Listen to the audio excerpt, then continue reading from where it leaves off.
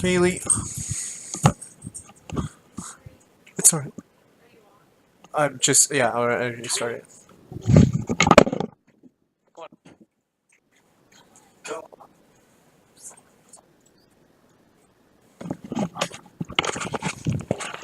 Alright, so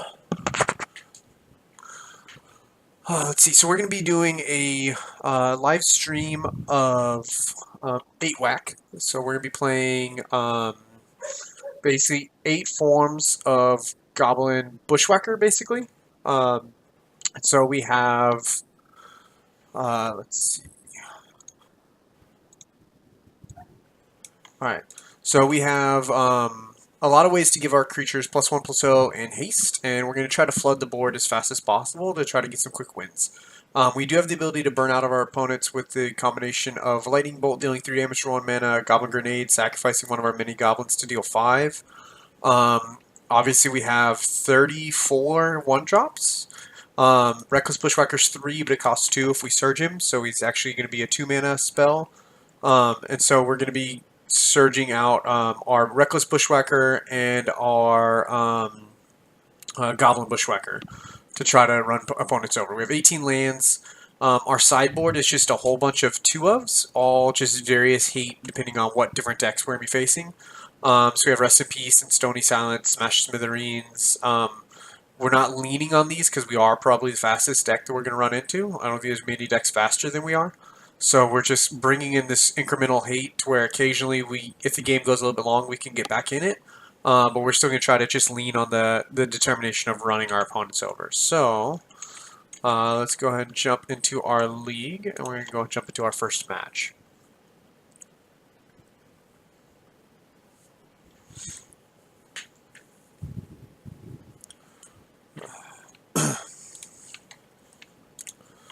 Alright, so this is my buddy Matt suggested that I play this deck through, so we're going to give this a run, see if we can get matched up with our opponent. We want to be on the play as often as possible, and so we're really kind of hoping to win dice rolls. Like, we really want to win every dice roll. We're not going to start by winning this one, but we still have a pretty good hand. We do have some pressure that we're going to be able to put down our opponent pretty quick, and some interaction for their board states. So if they end up being like a creature deck, we're going to be able to kind of be on the board probably as fast as them. So we're going to keep this hand. We have 2 lands, we have a whacker, we have 2 creatures, and we have some burn spells. So we can deal 8 damage to our opponent just for the cost of this 2 mana. Looks like we're playing against Hollow One. That means it could be rough if like our opponent turn 1 plays Hollow One. Yes. Dice rolls are never the strong suit. Oh no, so this looks like Mardu Pyromancer. Our white mana is in the sideboard, so we can go ahead. I guess we should have held the fetch land. That was a mistake. Because no, wait, we're not playing Revolt Zoo. We're just playing 8 whack, so never mind. I'm thinking we're playing Revolt Zoo. There's no Revolt in this deck, so it doesn't really matter. So, grab a mountain. And we're going to play Foundry Street Denizen. This guy's going to get +1/+0 whenever another creature enters the battlefield. So we're going to hope the Mardu Pyromancer deck does deal a fair amount of damage themselves off their lands. So the hope is that they end up just kind of shooting themselves out with the deck. Young Pyromancer, I don't think they have any 0-drop spells, so we're going to Lightning Bolt the Pyromancer and attack them for 3.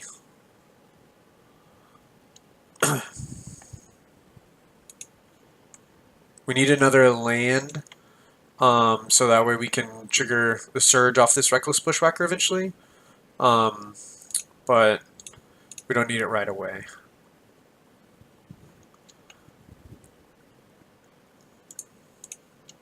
And we want the creatures in play. Like, we could have offered the trade, but we want the creatures in play so these Bushwhackers deal as much damage as possible.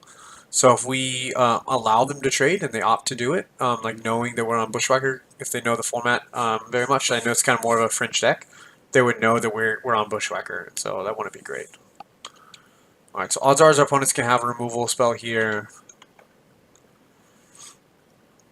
We're going to go ahead and just play this with Kicker. Our opponent should get a removal spell to be able to kind of get us. They'll kill our Foundry Street Denizen, but then we'll still be able to get in for 4. If they like Colgan's commands us.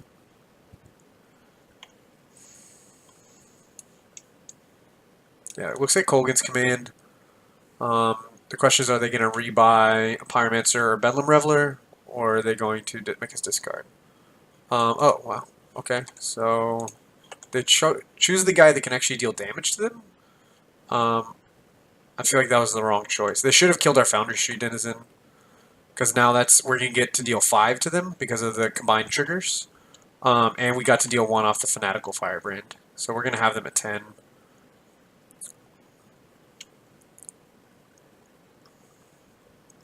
Like, we still got to deal damage with that Fanatical Firebrand regardless. We do want to draw a land here. We have 8 damage in our hand, so it's not necessary. If they go Lingering Souls, Legion Loyalist makes them not able to block, which should be pretty good. Or even if they go Pyromancer spell. Problem is any spell they have is going to impact our board state.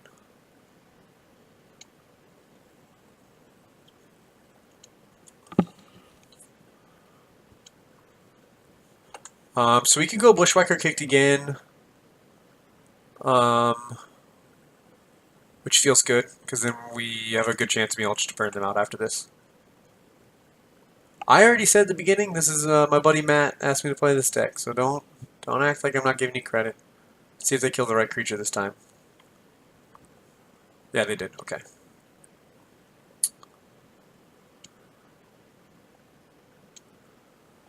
So we swing out. They block and kill one of our goblins with the elemental. The hope is they don't have another spell.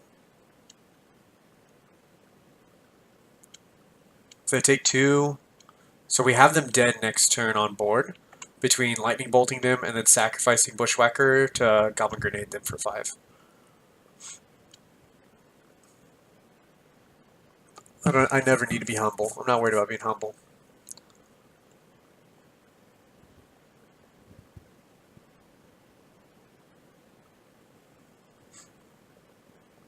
Okay, so yeah, we do just win here. Because they've already played their land.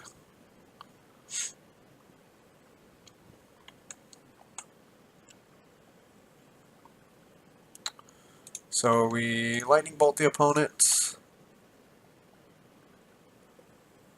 And then we Goblin Grenade the opponent.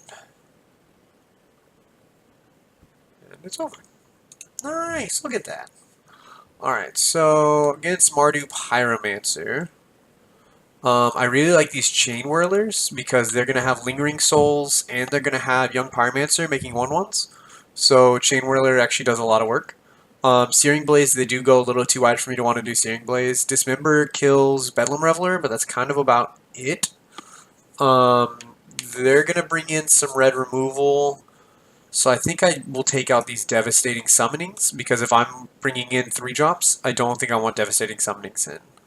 I could bring in Rest in Peace, because that will reduce the value of their Colgan's commands, and it'll make their Bedlam Revelers cost more. But I think we're just racing the Bedlam Revelers, so I don't want to bring in these cards that don't impact all their board state situations.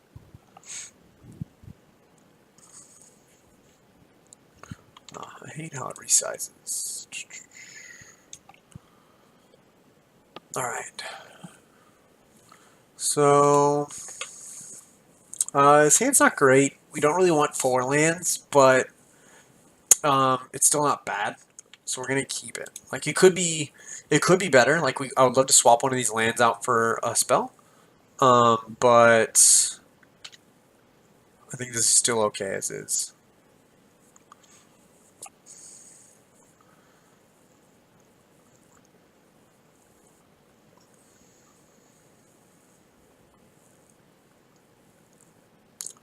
Alright, so they have Lingering Souls. We'd like a Legion Loyalist pretty soon. Bunch of Bushwhackers is pretty good.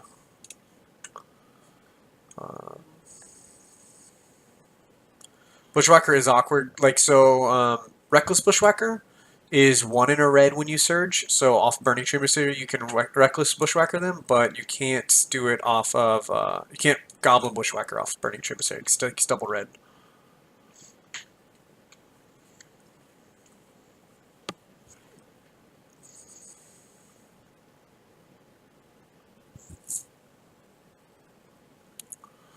So the Inquisition makes me wonder if they don't have a land here, which would be sweet.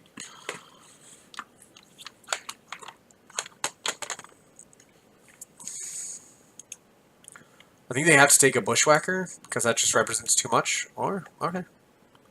So they don't want us to be able to flood the board. This tells me they probably have a Bolt, or they're going to fetch for a tapped land, for a dual land, and they don't want to take extra damage unnecessarily.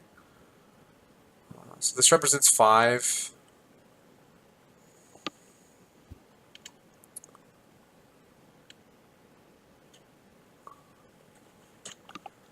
Alright, so yeah, it looks like they have a Bolt. The Bolt or Goblin Guide, which they should wait to do until after we swing. Yeah. So we're going to swing, they'll get their trigger, and then they'll try to Bolt. So they have a Lingering Souls on top. So Chain Whirler is actually be pretty good, because they're going to make a bunch of 1/1s, and then we'll be able to Chain Whirler the board.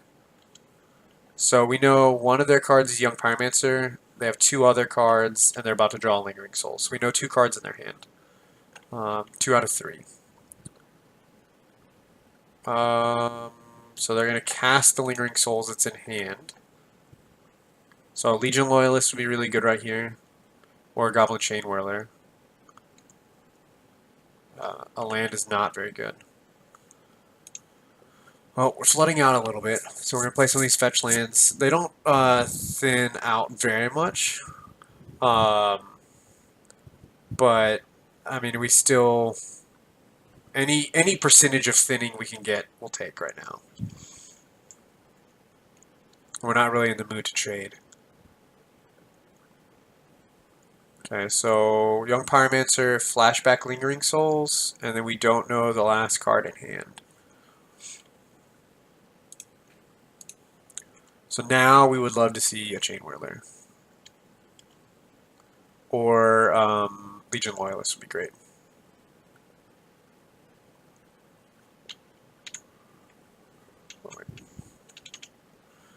Want to fetch.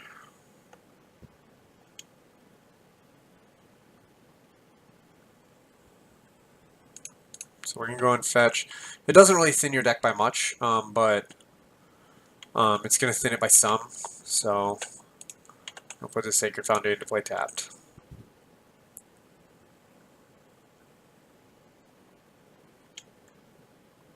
So there's a Bolt. So we're going to play another fetch land. And we're going to go ahead and Bolt this Young Pyromancer, just because we don't want them getting many extra dudes. We're going to save the Bushwhacker. We have enough mana to play any deck we get off the top. Like, so now if we get a Chain Whirler, we'll be able to go Chain Whirler plus Bushwhacker, and that should be a lot of damage. Whenever your opponent casts a non-creature spell, that player... Ooh. So that card's going to be a bit of a problem. We need to find a way to kill him. So we'll lose 2 life, and they'll gain 2 life anytime we cast a non-creature spell.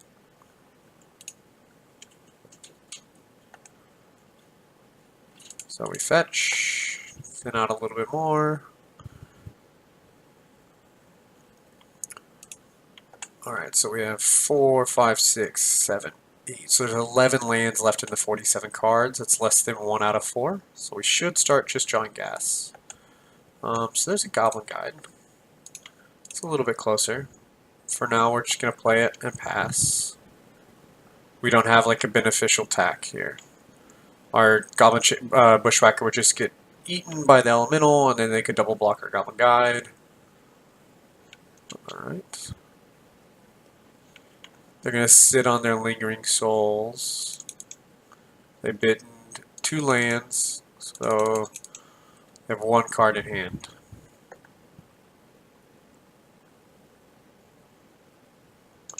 I'm going to fetch again. We have one land left in our deck to fetch.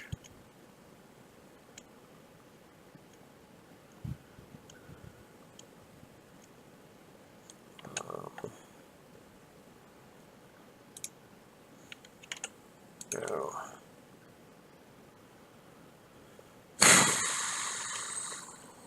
We're not going to attack. They know we have one Bushwhacker. The hope here is that, like, we want them to swing and just leave two things back, so when we go double Bushwhacker, it can represent a lot more damage. Right now, like, we could go double Bushwhacker and we would get in for 3. Possibly get in for 4, and then they would be able to eat most of our board, and that's not what we want.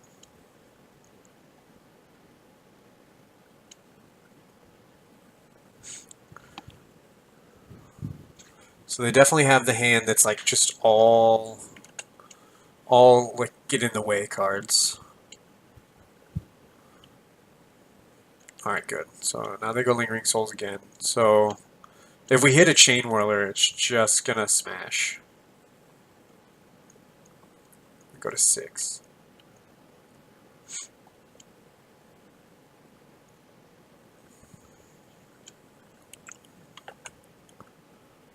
Alright. I think we're at the point now where we have to just put in pressure and go.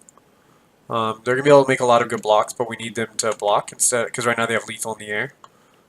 So we're just hoping that we can swing and make them do some blocks.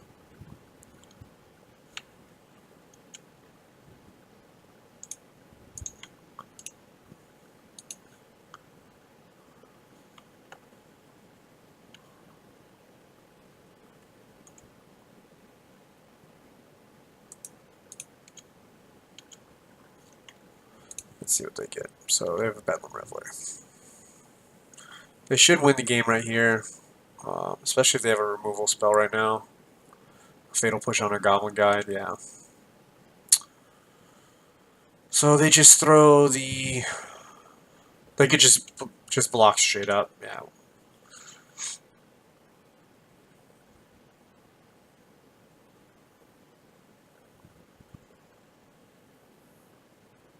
Yeah.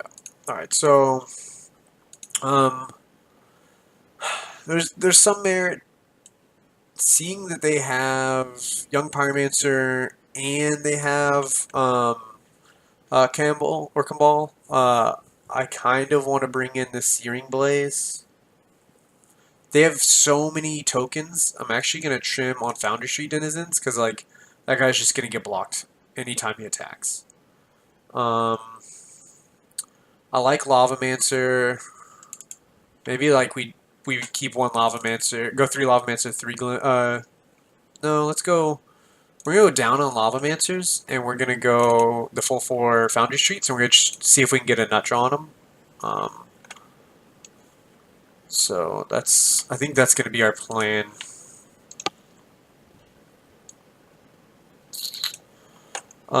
This hand, we don't have a Bushwhacker yet, but we do have a pretty good amount of damage that we can do, so we're going to go and keep it.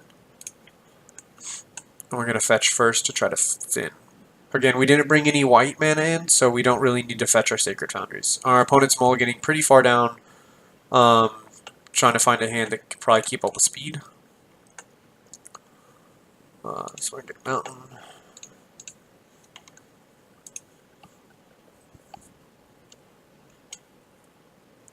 If they go like turn 1 Fatesealing, then that's going to be a pretty slow start for them. And we'll be able to go Burning Tree Emissary into Fanatical Firebrand. Ooh, Collective Brutality is pretty good. Because he'll be able to kill a creature and drain us for 2.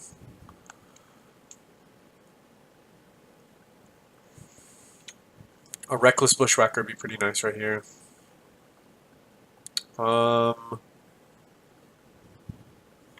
I like the idea of fetching into a Burning Tree and a Goblin Guide.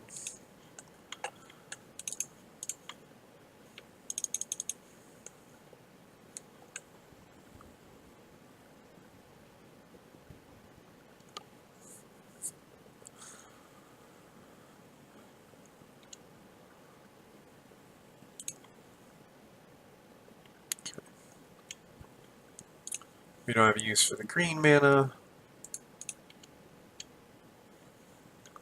So they have Kolaghan's Command on top. They can now decide if they want to draw that. So they do want the Kolaghan's Command. They could, in response to the first Goblin Guide trigger, fetch.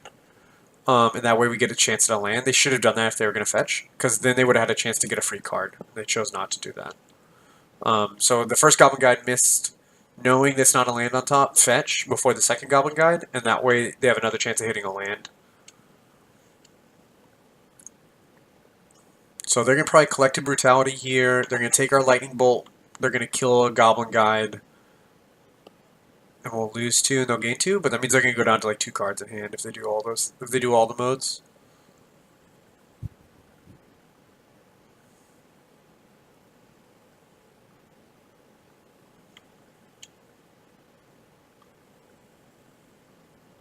Yeah. So, well, of course, they discarded double Lingering Soul, so I guess that's fine.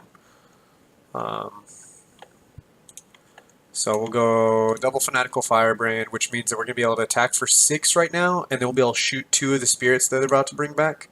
So as long as they don't have like an anger, we're pretty good.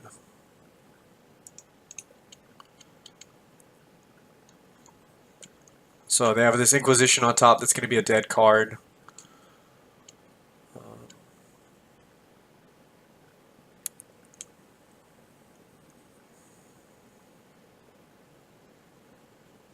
Flashback Lingering Souls. Now we can sack both of our Fanatical Firebrands to shoot the 2 spirits. And then get in for 4. Actually, Legion Loyalist means we don't even have to do that. So now Legion Loyalist is a 1-1 with haste. Battalion, whenever he attacks with at least 2 other creatures, tokens can't block me. So I was going to be able to attack for 7, they would go to 2. So we win that game.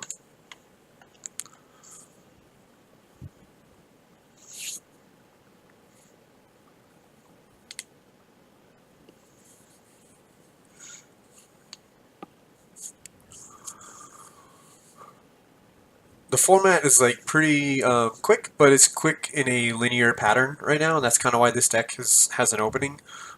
Similar, I've been playing a lot of Dredge the last 3 weeks. I know it's just 1 a GP, so like it might not be very popular anymore. But whenever you're attacking on a kind of wide spectrum where there's a lot of things going on, the decks that are aggressive currently are Storm. They're playing very quickly towards a specific spell mode. Hollow 1 decks are playing a lot of looting and discard, but only to getting a couple creatures in the battlefield that are large. There's not a lot of decks that are just kind of flooding the board in this manner, and so a lot of decks are kind of down on their ways to answer this kind of a deck. They don't have a lot of Anger of the Gods in the sideboard as much right now because it doesn't kill a lot of the fast starts that opposing decks have, and so we have the ability to kind of go super wide and then pressure 1-for-1 removal until they're out of the game. That's gonna be kind of our game plan. We're on the draw. We have we have a lot of 1-drops. I'm gonna keep this hand because we have a lot of gas as soon as we hit a second land. And the deck's gonna occasionally have 1 lander should keep. So let's see what our opponent's on. Our opponent might be on Storm, or Blue-White Control.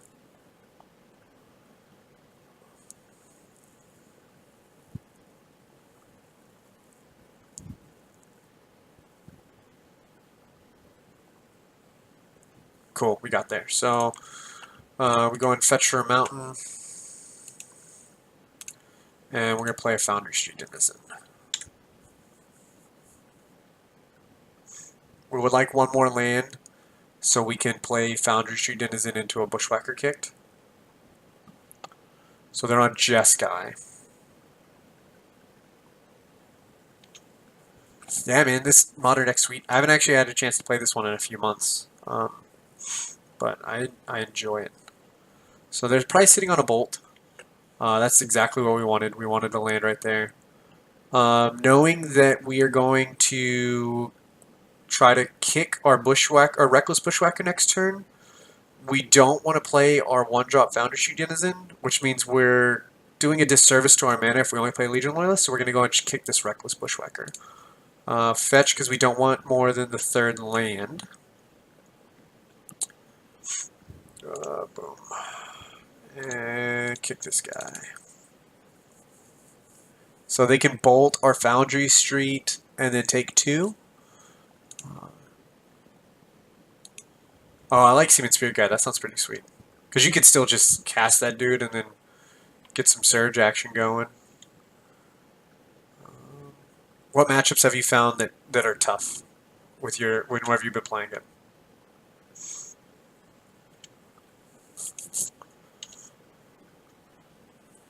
I'm always a fan of adding Simian Spirit Guide to any deck, since it's one of the cards that I'm constantly considering as, like, possibly should just get banned.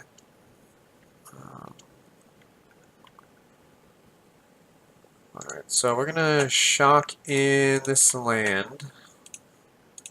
Play a Foundry Street Denizen. And then we're gonna try to surge this guy.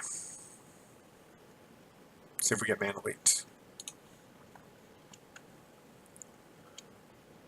So they could have Lightning Helix. These decks are running a lot of Lightning Helixes.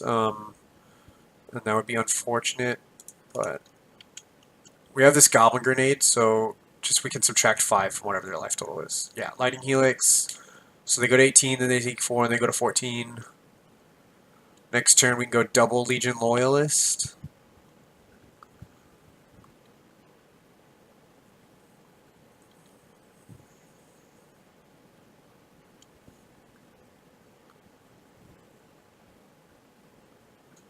Let's see what we draw. A Goblin Guide wouldn't be bad here. So they very well could be having Snapcaster Helix. That's probably the worst possible outcome. But we'll just go triple Legion Loyalist. If they go Settle, that'd be really unfortunate. Some of these lists are running Settle the Wreckage. But because of Snapcaster Mage, I don't think we really have a choice but just to go.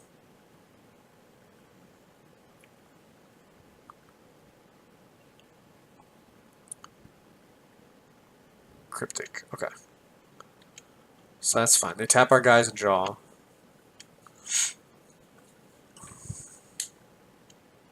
Yeah, the deck is... I think the deck is really good in the current format. There's just not many decks that can answer like these go-wide strategies. These Jeskai decks, like, by nature of their own weaknesses, have to make sure they have a lot of answers for this kind of deck. But I think it's a pretty good position to be in.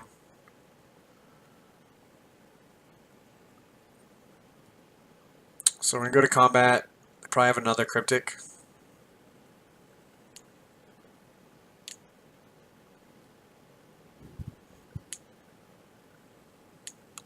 If they Cryptic us here, we'll play Burning Tree, and we'll go ahead and throw one of our Legion Loyalists away for a Goblin Grenade. We want to make sure that we're Goblin Grenading whenever they are not going to have the ability to counter it, so we want them to be tapped when they do it. Yes. It's interesting they're eating these Legion Loyalists instead of this 2-powered creature. I guess because if they want to be able to set up a Snapcaster block situation. Now I'm definitely not as incentivized to Goblin Grenade, but...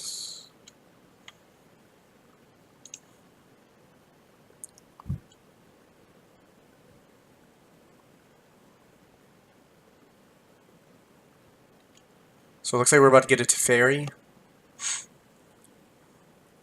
Draw a card, untap 2. You're still 1 mana away from being able to use a Celestial Colonnade in blocking fashion. So we're going to go Loyalist again. 2, 4, 5, 6, 7.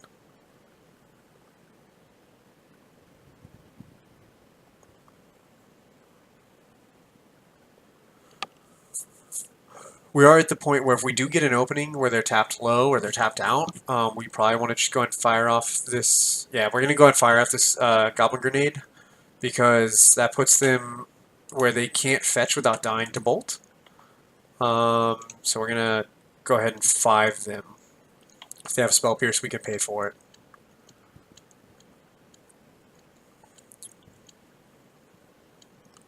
It does make it where it's easier for them to remove things to survive, but shutting off future fetch lands is pretty important. Okay, so we go to combat. And then this Grim Lavamancer is a must-answer card. So they get to go Snapcaster Helix. They didn't have the mana to Cryptic Command. It'd be really nice if we could swing before they do it. We're still swinging. They're going to kill our Legionless so we don't get first strike. But then we'll be able to swing in. Actually, they could have just killed either of our other creatures, because then we wouldn't have gotten Battalion, and so they would have still been all block. But they would have taken a 2-powered guy off the board and just taken 1. So they go to 5. And we're going to go play this Grim Lavamancer. So our Grim Lavamancer is now a 3-turn clock, unless they can find a removal spell for it.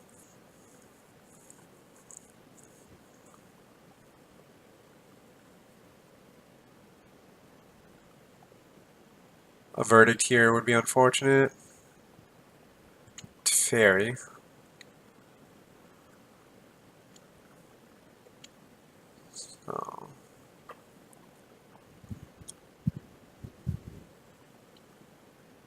So when they fetch with that land, they're going to go to 4 cards. And they're allowing us to untap with Lavamancer unless they play something on end step here.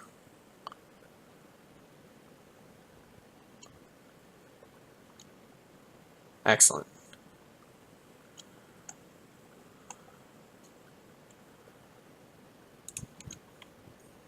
We don't care about Teferi, so we're just attacking him.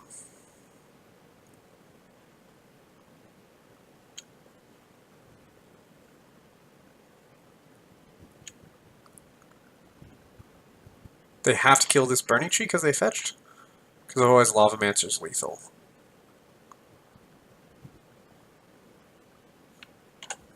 So they electrolyze. So we're going to go ahead and, well, undo. There's no reason for us to activate Lavamancer now. We could just do it on their turn. But we're going to go and play this other Lavamancer. Because if they don't have a board wipe, they don't hit Supreme Verdict, then they have to answer both Lavamancers. We don't want to survive through a Summoning Sickness. So they need two spot removal spells. So now we're going to go and shoot our opponent for 2, exiling 2 lands. So now they have to kill this Lavamancer as well. Yes, we'll search for a land.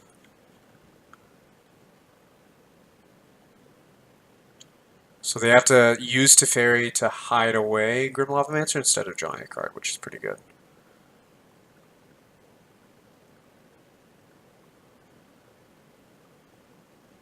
We're going to go and cast the Founder's Sheet Denizen.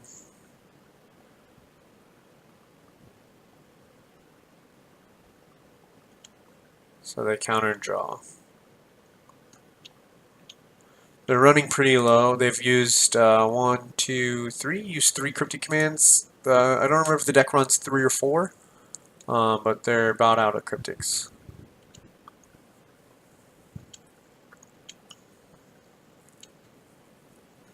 Now they could have a Snapcaster Mage in hand, and Snapcaster is pretty tough to beat because it's going to be a situation where they can flashback Cryptic, bouncing the Snapcaster Mage and countering any spell we play. So we're going to wait until they use some of their mana to cast this Lightning Bolt. So we're going to hope that they think we're representing a spell with a land, when really it's a Lightning Bolt. So they'll flip Azcanta.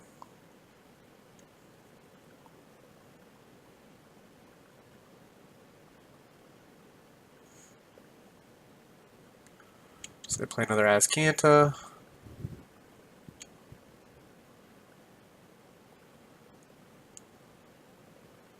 Can't take damage for their Steam Vents.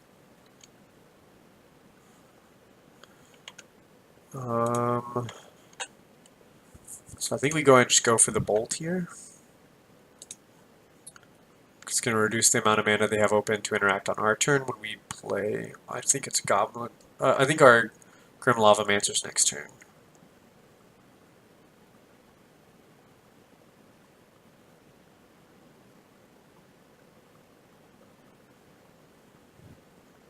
So they're delving for a Logic Knot, it looks like. Delve 5, okay. No. So they have one card left in hand.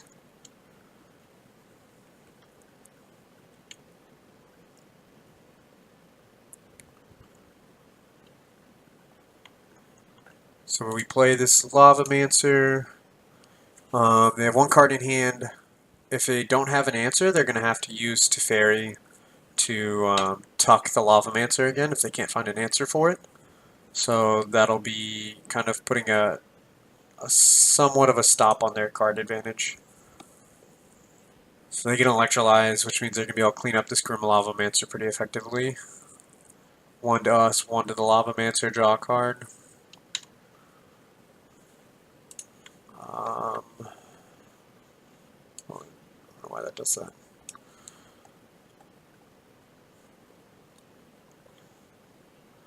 So they flipped their Azcanta by mistake. So they actually lost their extra enchantment for filter.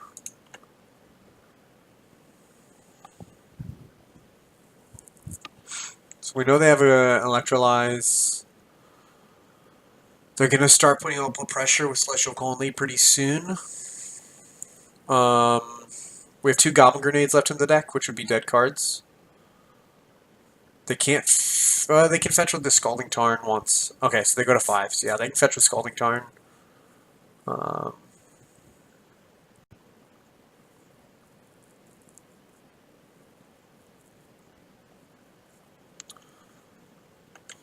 One, two, three, four, 5. We're actually just going to hold on to the Fanatical Firebrand, because if I draw a Goblin Grenade, I want to be able to just use it. Fanatical Firebrand's not going to do anything. We've used this Electrolyze now.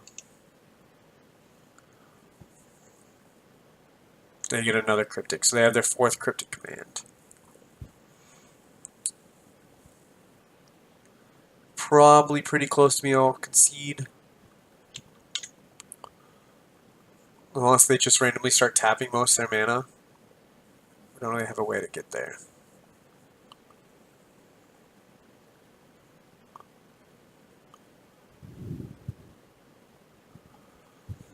So we can cast this Fanatical Firebrand. See if they Cryptic it.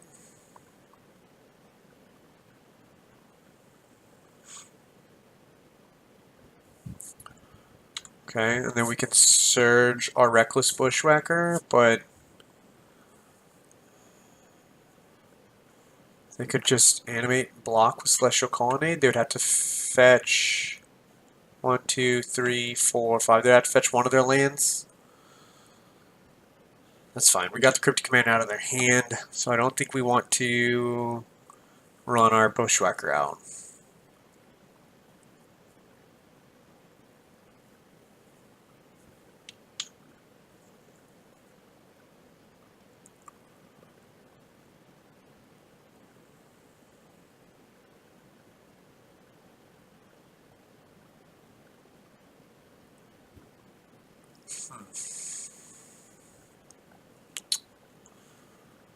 So we can go double Bushwhacker and see if this works.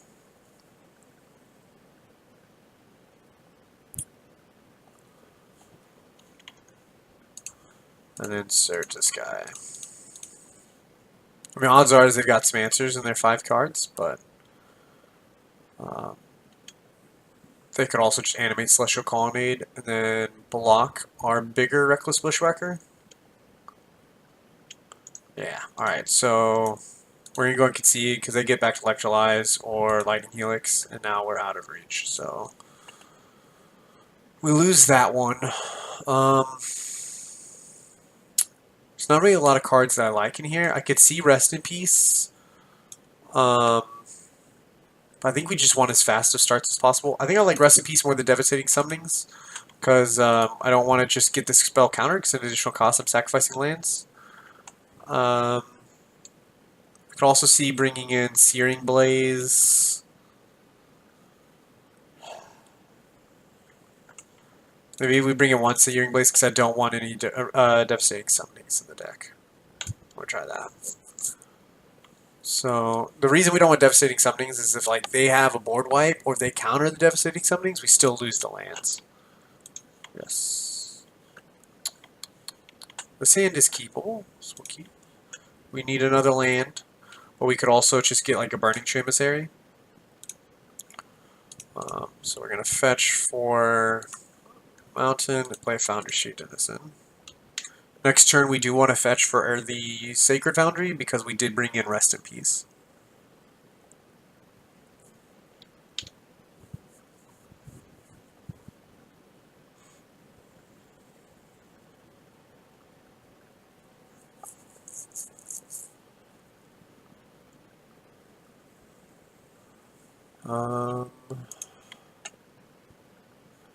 So we're going to go Legion Loyalist and attack with our 2 creatures. So next turn we can Bushwhacker.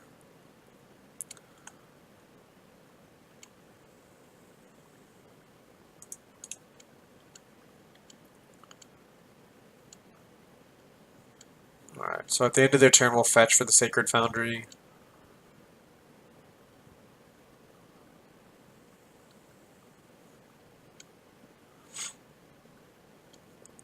If they untap and like search Razkanta, that would be pretty strong for us.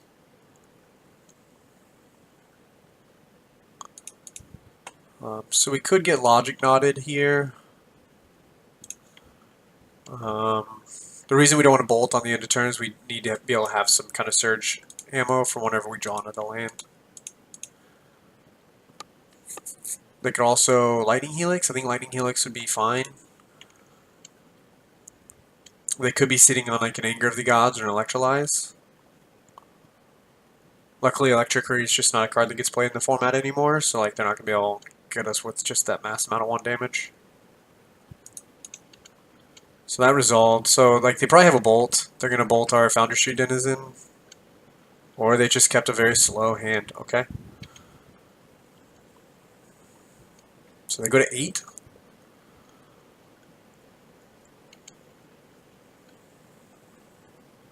If we rip a land, we're in a really good spot.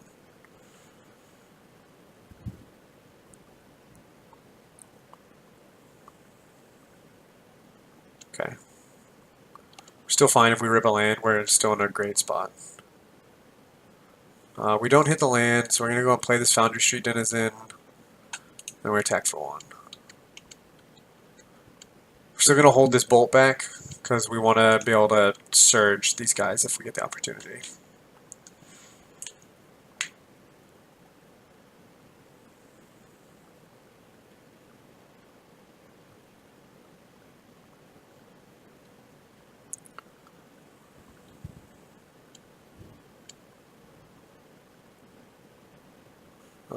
So we can cast this Burning Tree.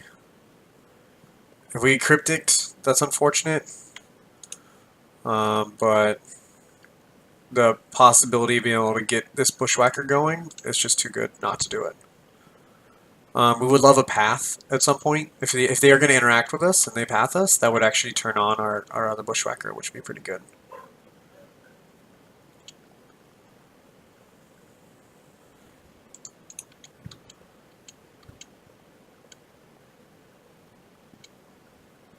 Okay, so they go to 6. We have this bolt. They go to 4. Helix Path? That's not going to be good enough. Settle the Wreckage. That's okay. Yes, we'll get a bunch of lands.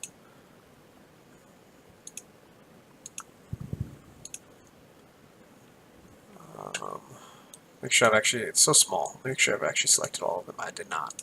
Boom. Okay, so now next turn we're going to be able to go bolt them, Surge Bushwhacker, Surge Bushwhacker.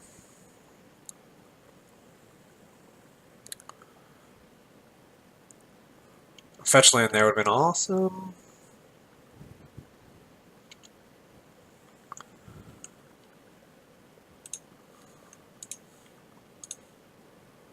And we have Goblin Grenade.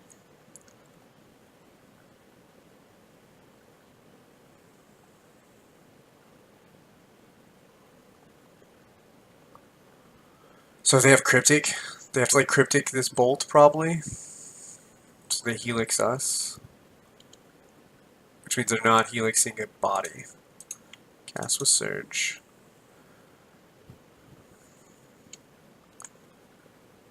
And then... That's fine. No.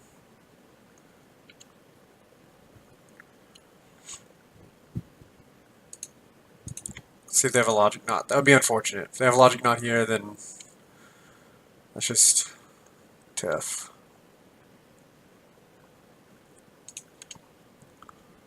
And we're going to go for it. I mean, if they have Logic Knot, they have Logic Knot.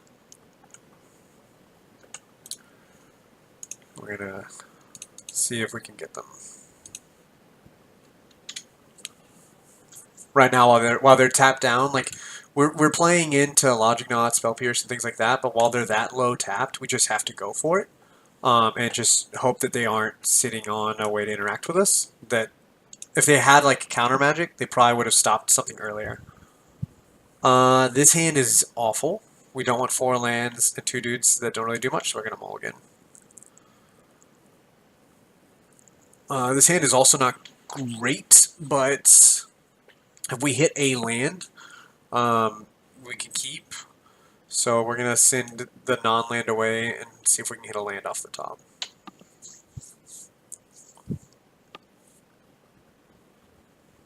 Alright, so Fanatical Firebrand's the least important out of our 1-drops. We're going to go ahead and shock the Sacred Foundry in case we rip a mountain and a Rest in Peace. We don't want to have like not had the opportunity, taken advantage of the opportunity to get our white source.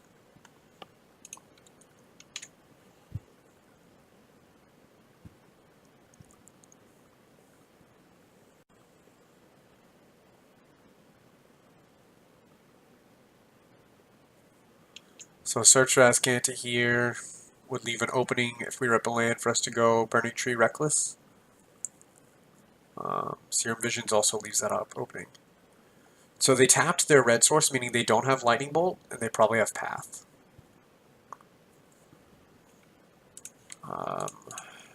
We would love for them to Path us, or for us to rip a land and then tap down, because now that we have the double Burning Tree hand, we have the ability to put a ton of damage on the battlefield out of nowhere.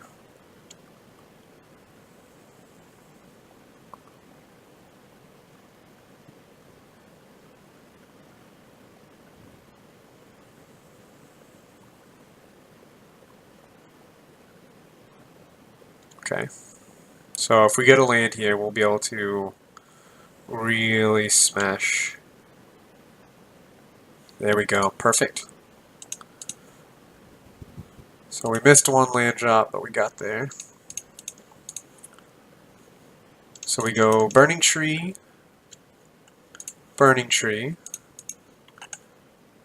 Surge Bushwhacker.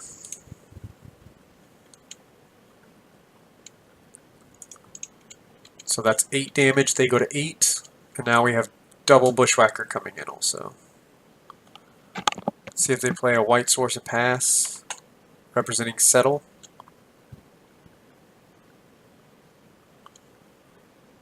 They also have the opening for Cryptic. So we're going to kick this Bushwhacker, but we're not going to swing with everything.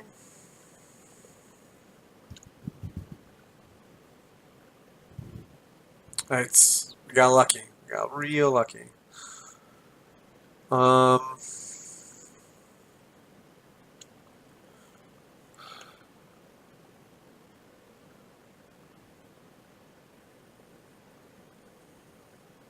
Okay, cool. So they don't make us decide on what to swing with. That's nice. No, we're not going to take the damage. It's not necessary. Representing a lightning bolt doesn't really matter.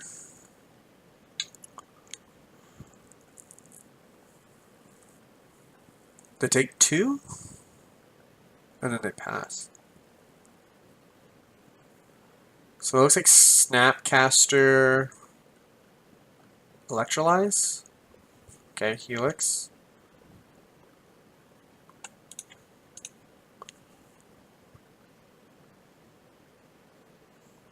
I think we just go for it.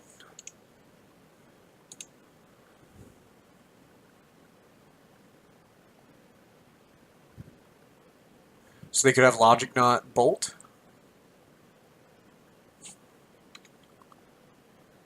Or they're going to throw a Snapcaster Mage down just to block.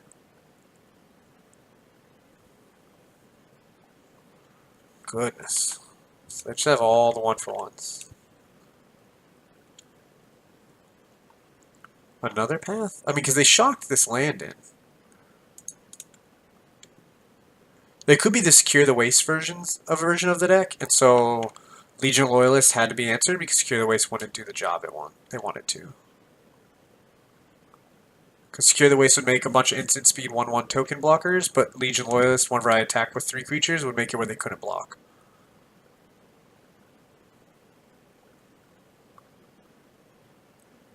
Verdict or Teferi here.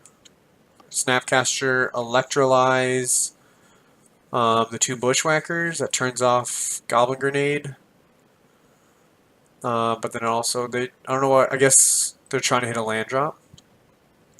Because they should be doing that on my turn after I attack, so that way they can also get the trade. But if they're missing a land drop right now, that could be explain why. So a Bolt here would be great.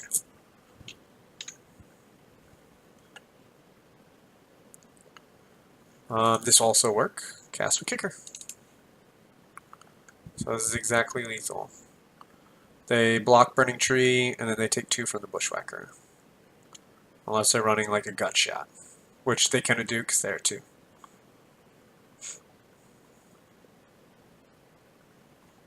Cool. So we are 2-0.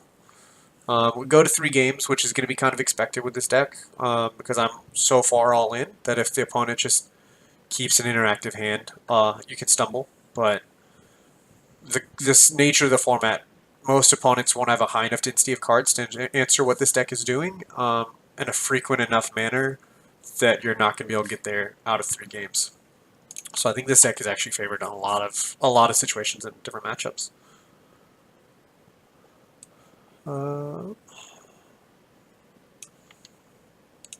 Alright, so 2 lands. We'll need another land or a Burning Tree to be able to Surge this Bushwhacker, but we have the way to clear the board and to get guys on the battlefield. We lose the dice roll again, but that's fine. But we're going to keep this hand. There's not really much else we can ask for in this hand, and again, we don't have white in our main deck, so we're not going to get our Sacred Foundries off of our dual lands. Off our fetch lands. Keep. See what our opponent's on. So our opponent is on either Eldrazi Tron or Bant Eldrazi. Temple on turn 1 kind of makes me think that we're about to get a Thought Nazi on turn 2. Or at the very least a Matter Reshaper.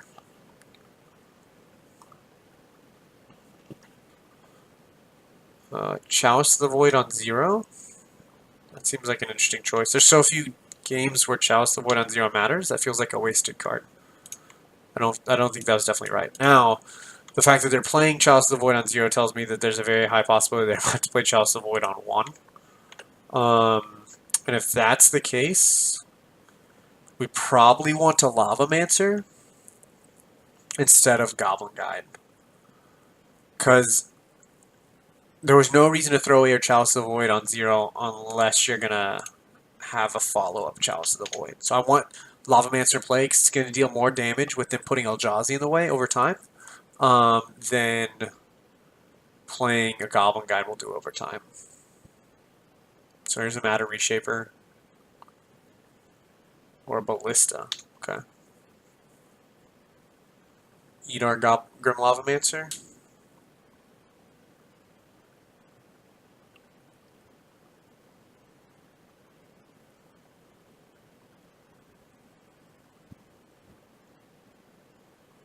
I mean, if they pass, they're going to allow us to gain our value off our Lavamancer by shooting.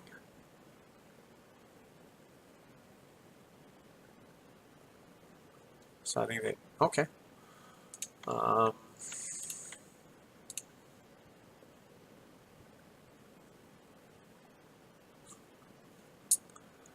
So we could shoot Ballista now, so he doesn't get to block. Because his play is to block and then shoot Grim Lavamancer, so we're going to get an extra damage doing it this way.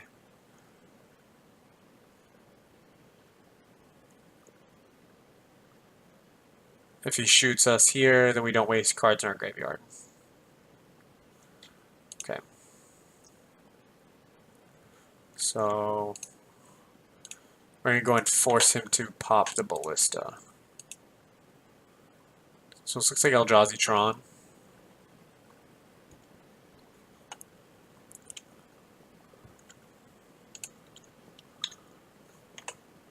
So he gets a Warping Whale.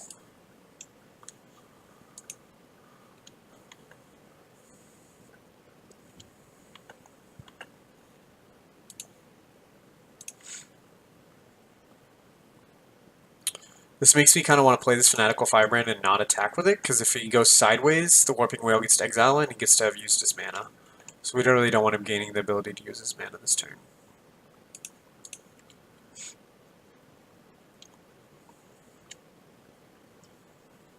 So he gets a Ghost Quarter to hand. And he gets an Urza's Mind. Yeah, so it's Eldrazi Tron.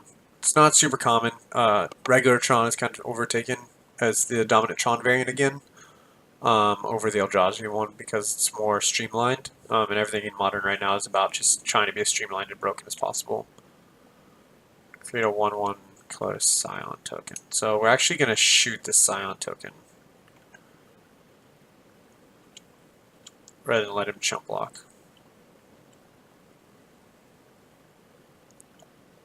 Just want to get the damage in.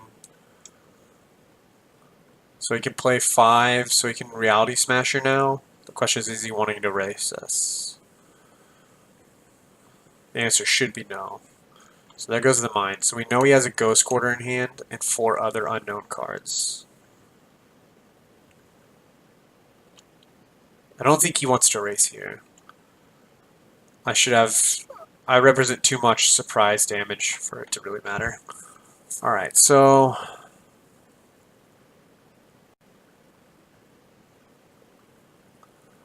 do I trade Goblin Guide and Lightning Bolt? I think we might just pass. Or actually, it's probably play Fanatical Firebrand and bolt them at their end of turn. And then we... So there goes our Ghost Quarter. Yeah, this Chalice play was definitely wrong. I don't know why they felt the need to slam it on 0. There's really not a lot of decks playing 0 cost spells. So that's probably just the wrong decision.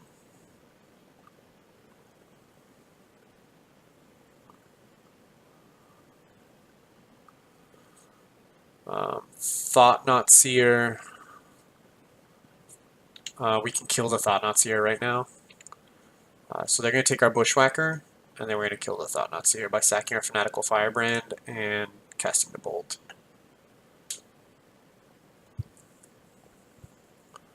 They could take a Bolt because 9 damage is a lot of damage for them to take. But because we have 3 bolts, it doesn't really matter. Yeah, so they took a Bolt. If they attack us for 5, that would be pretty great. Because then their defenses would be down for us to be able to swing back. They're debating whether or not we are going to bolt them. That's what they're really trying to decide. Because if they don't think we're going to bolt, then keeping Thought-Knot Seer back makes sense. And just attacking with Reality Smasher, because they eventually need to start turning the corner. But I think this is still the better play. If they're conservative, they're going to keep this Reality Smasher back. But eventually I'm going to amass enough bird damage just to kill them. So they have to make a move at some point.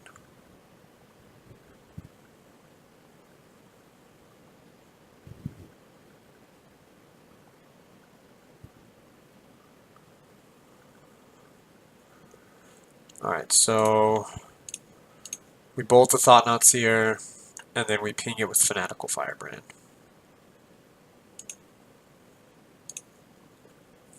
So we get to trade our Firebrand.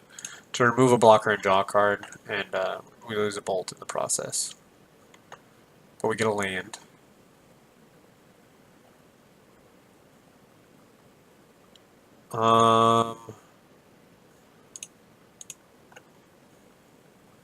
That's actually pretty good. So we're going to go ahead and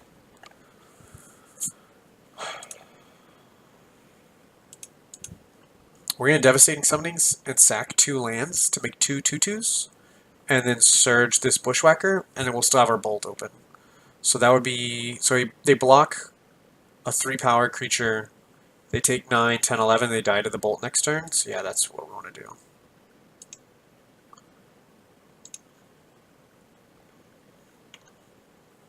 Alright, so we're sacking 2 lands.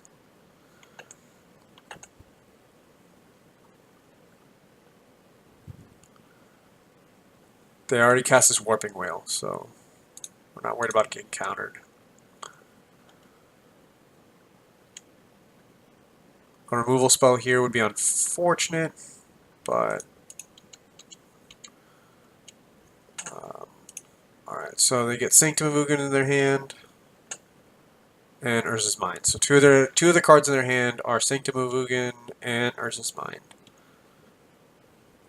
They should block an Elemental token because Goblin Guides are giving them value over time, so it doesn't really matter which guy they get. If they draw a Chalice, though, our Lightning Bolt is worthless, but we also have still a lot of damage on the battlefield.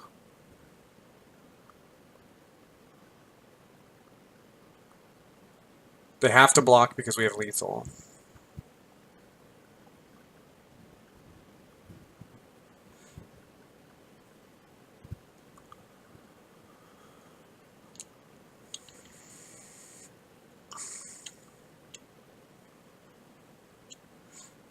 So they're at 3.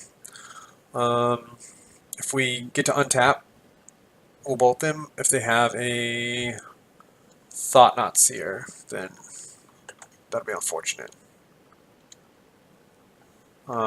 Choose a card. The chosen card will be put into their hand. I'll give them Reality Smasher. Alright. Cool. So we win that game. Dampening Sphere. This is the deck we want Dampening Sphere for. And we also want Dismember. And we probably want Smash Smithereens, because if they play a Chalice on one, we're just screwed. They do have ways to counter these Devastating Summonings, and our game is slowing down, so we're going to board those out.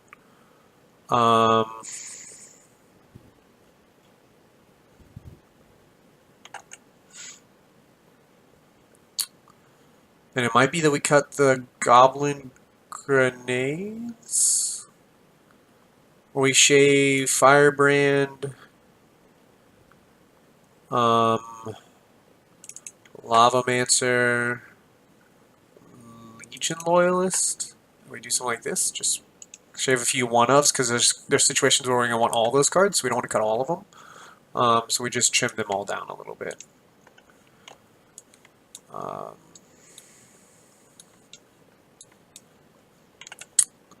This hand's not great, but we'll keep it. It might just be too slow. Dampening Sphere will probably be pretty important early. So we're going to go in Goblin Guide. Gives them a shot at a land, but we also get to have information on what they have coming.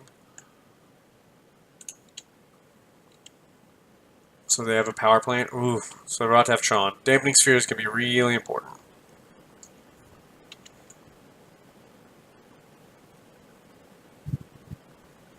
So there goes the power plant. So they're going to have Tron. Go ahead and fetch Burning Tree, Firebrand. It's probably our best play.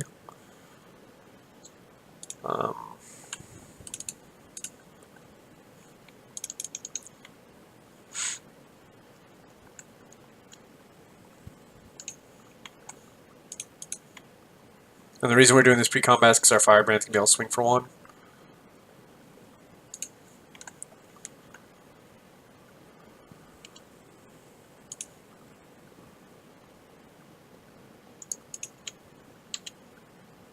Let's see what they hit.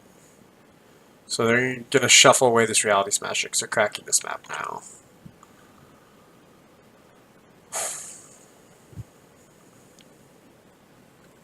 It's not looking good to have Tron on turn 3. The upside is like, if they all is dust us, then that's real bad, because we'll sack all of our colored permanents, but if they don't hit an all is dust, the next best play is a big Ballista, which could be for 3, so they could block Goblin Guide, shoot Fanatical Firebrand.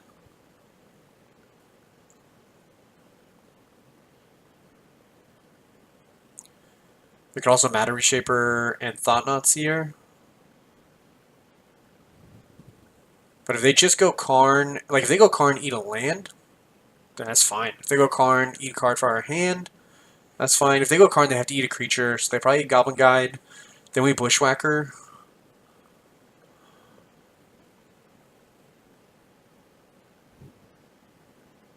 Inbringer. That card will be bad over time, but for now, that's okay. A Dismember would be great here. Foundry Street Denizen is also pretty good, because we're just going to go super wide, and then we're going to hope to draw the burn spells to win the game. Cast with Kicker.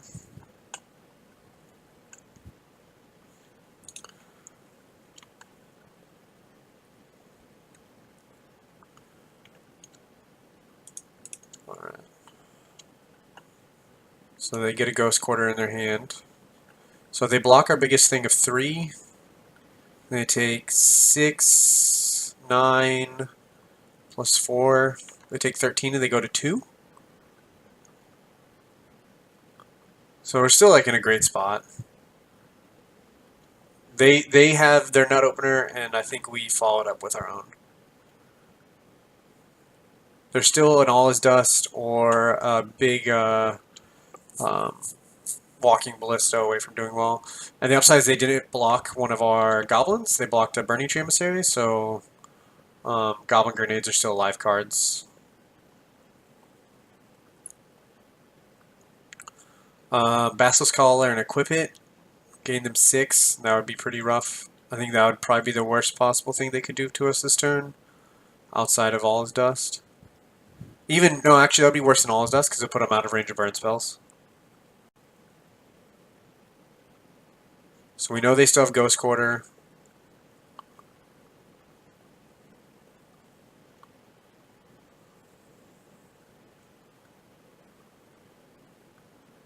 So they can tap Inbringer, shoot Fanatical Firebrand, untap it on our turn, shoot Foundry Street Denizen after blocks. So they can eliminate 3 things and take 1, 2, 3, depending on what else they play. Ratchet Bomb's not going to be fast enough. They need more.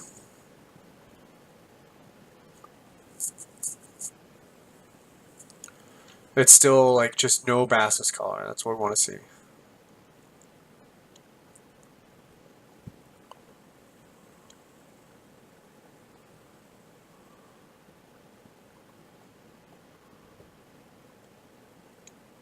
If they're passing turn, I think we should have the win.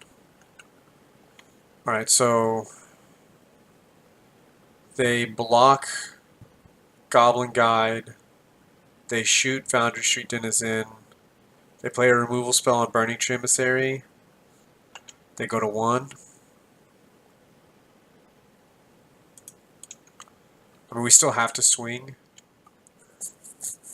because the opportunity to put them to 1 is going to be too strong.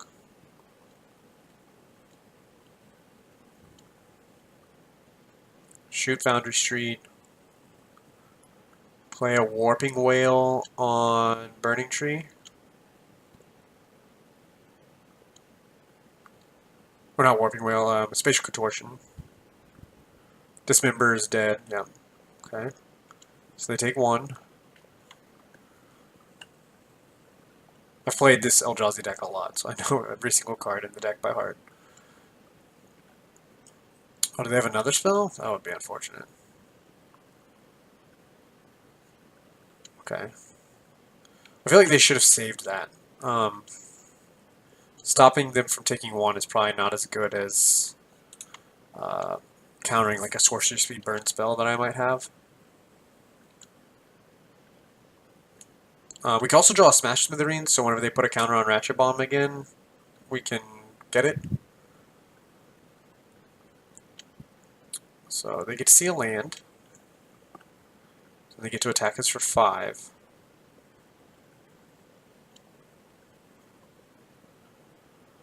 Need to see a Bolt. So they still have a Ghost Quarter in hand. We don't know the other two. And they're about to start drawing cards off of Inbringer.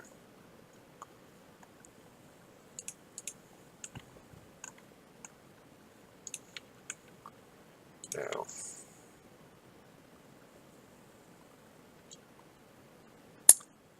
Well, I would rather play the Air Mason thin a little bit more than represent a spell. If they have another Thought Knot, that's still going to be a card they play just because it's a clock and a body.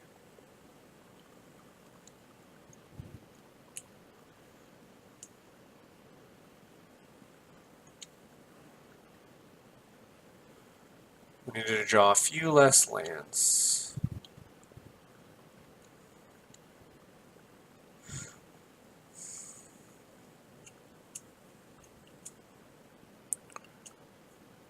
Okay, so they still have the Ghost Quarter in hand.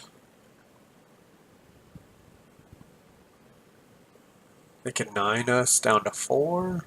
If they have a Smasher, they win.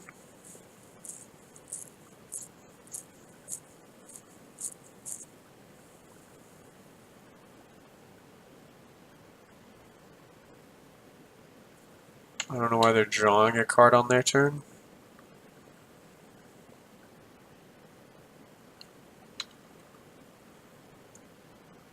Sometimes players like are far ahead and they get like too clever. Like they could have just hit us for 9.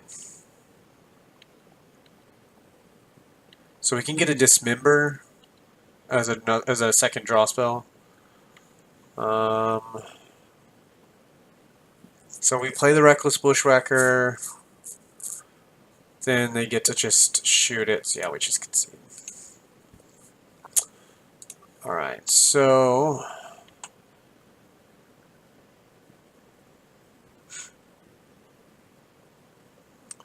I think we still just keep this hand. There's not really a lot we're gonna be doing differently for it. We just drew too many lands that one. I think we had that game if we just draw a spell instead of a land. This hand is a keep. We need one more land. But we get to go Goblin Guide into double Firebrand.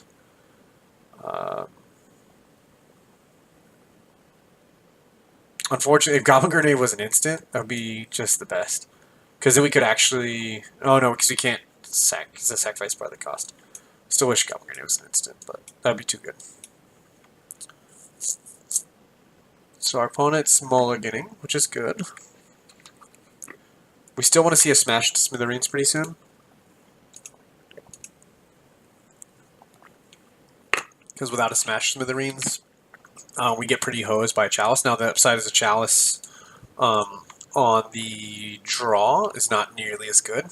Because they can't put it on 1 until turn 2. So we'll be able to already have a bunch of cards on the board. So they get a Spatial Contortion. So we have to be aware that that's going to be a factor pretty soon.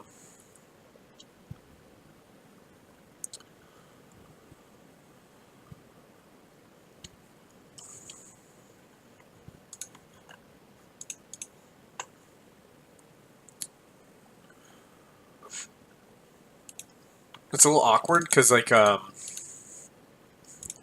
Goblin Grenade. Luckily we drew Bolt because if they play a Chalice on 1, then we have to Ratchet Bomb. Then we actually have to rip a Goblin. We have to like Goblin Grenade is like really hard to like trigger our Surge one of the Chalices on 1 because we're actually sacrificing a dude to get the Surge going. So let's see if they get Ratchet or Spatial. If they go Ratchet and we get a land, then we have a lot of damage we're going to be able to push through. Could Chalice on 1. That'd be unfortunate.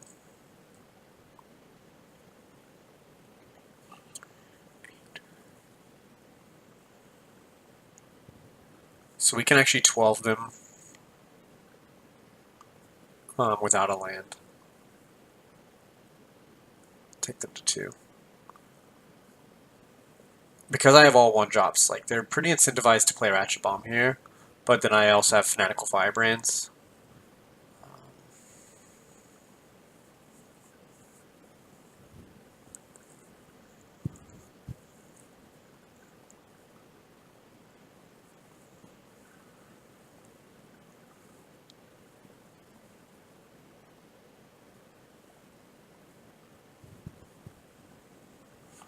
So they're going to hold up Spatial Contortion.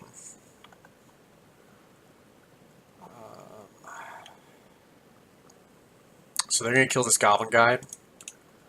But because they didn't play the Ratchet Bomb, we're not incentivized, so they get a Cavern Souls to hand. So we know 3 of their 7 cards. We're not incentivized to play the Goblin Grenade here.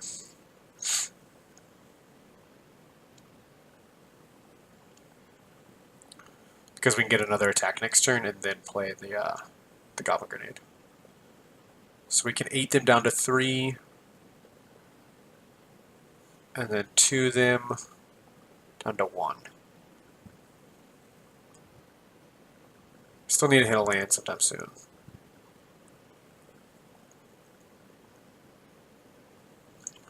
So there goes the Cavern and the Spatial Contortion.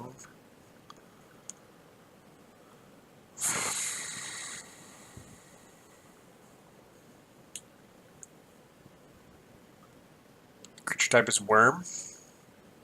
Oh, Wormcoil Engine. Okay, so they're going to play Wormcoil Engine at some point.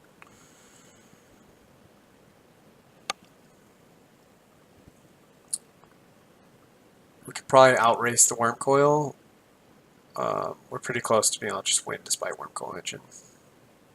If they play a Ratchet Bomb here, that's really good for us.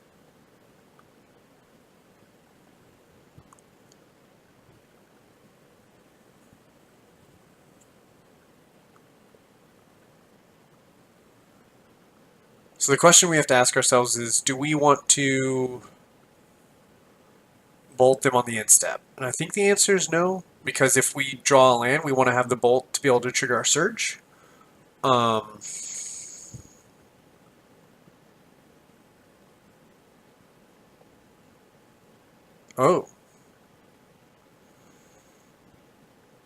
Matter Reshaper.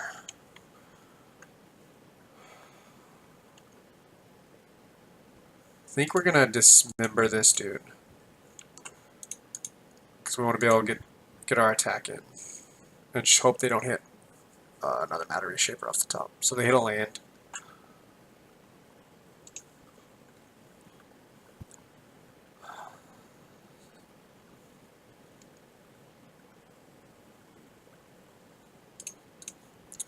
So they go to 10. We have the win next turn. If they play the Ratchet Bomb, we get to blow it up when they try to tap it.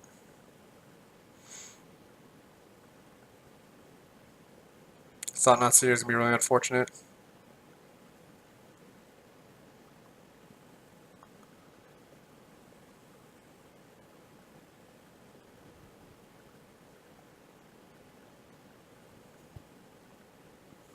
Chalice of the Void is not what we wanted to see. So we bolt now because we're going to untap and smash to smithereens the Chalice of the Void.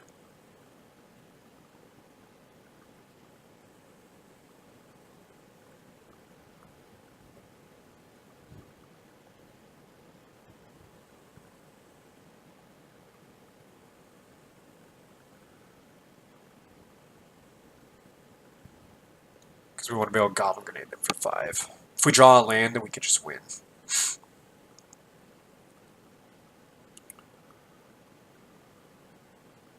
That's why I think they have Warping Whale. That's why they're really debating on whether or not they want to play this Ratchet Bomb. So our Goblin Grenade will get counter if they leave the mana open, so we probably don't want to go for it if they leave the mana open.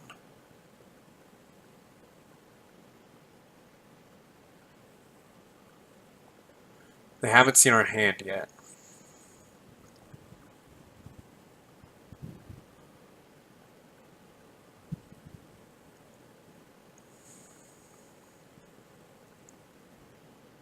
Okay, that's fine.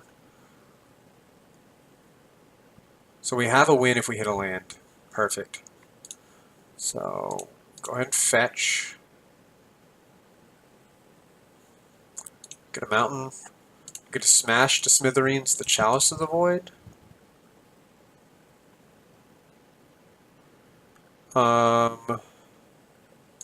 We don't even want to risk them having like a... Well, I guess they can't dismember, so... We could go ahead and still attack. They could... sometimes these decks will run like Simian Spirit Guide. I don't want them to be all Simian Spirit Guide counter this.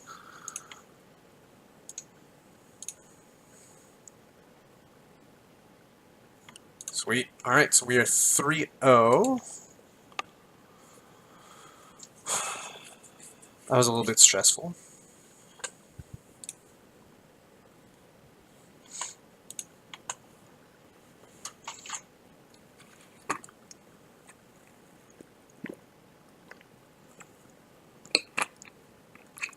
So we played Mardu, Pyromancer, Jeskai Control, and Eldrazi Tron. Pretty indicative of the format of Modern as a whole, where there's just a million decks, and there's no telling what you're going to face, because there's a million decks.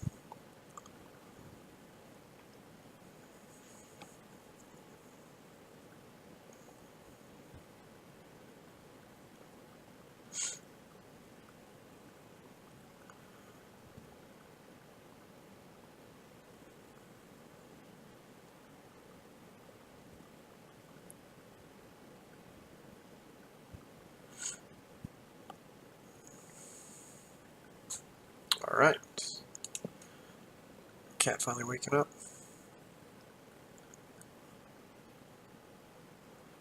Let's see. We lose the dice roll again. We have not won a single dice roll. And we said at the beginning of this we want to win dice rolls with this deck. So obviously we're not going to win them. Alright. Oh man, if we get a Reckless Bushwhacker off this, that would be sweet. But we're going to keep... Hello. Merfolk?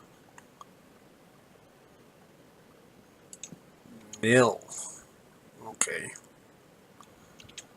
Landfall, I mill 3, or maybe say mill 3.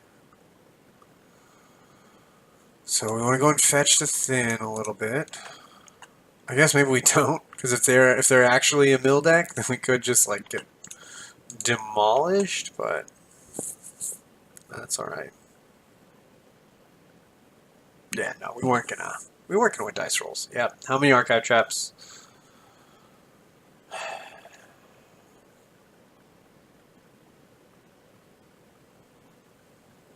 So they mulliganed, which means if they're on the ensnaring bridge plan, we're even farther off.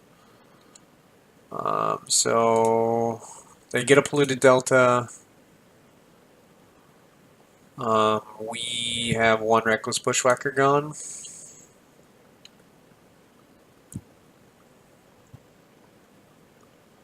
So they're able to mill us for 6. Ooh, no. Hedron Crab was, man, Zendikar block was so pushed. They're going to mill us for 12. Oh.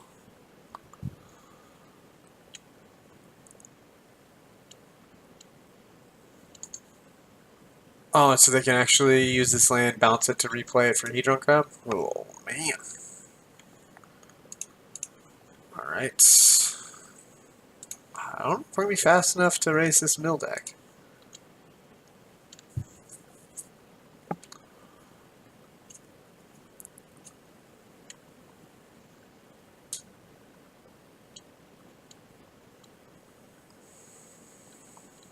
Six more, we go to 26 cards. If we hit a Reckless Bushwhacker, then we might be in here. We might be in the game. It's worth keeping track. Do we have any lands to fetch? Sacred Foundry gone, Mountain gone. Yeah, we still have lands we can fetch. But I think we have enough mana where we don't care to do that.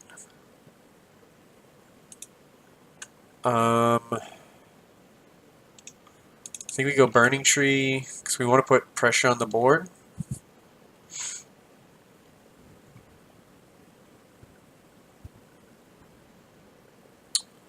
We might actually play Grim Lavamancer so we can shoot these crabs. So they have to draw actual mill spells to kill us.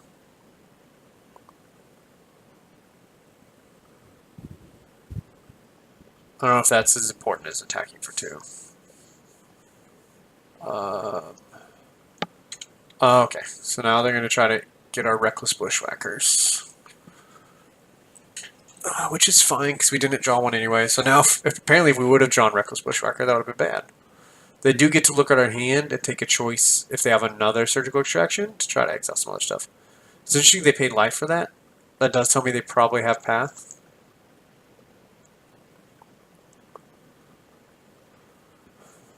They can take Grim Lavamancer away. I think they can take Goblin Guide away. I think there's one more in their graveyard if they have another Surgical. So now we don't care about Surging because they took our Reckless Bushwhackers away. I feel like we play this Grim Lavamancer.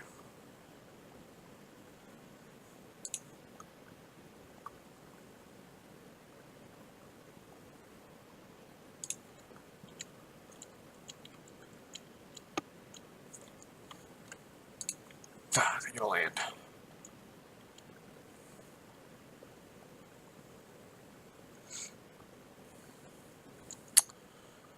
And we're going to choose not to search.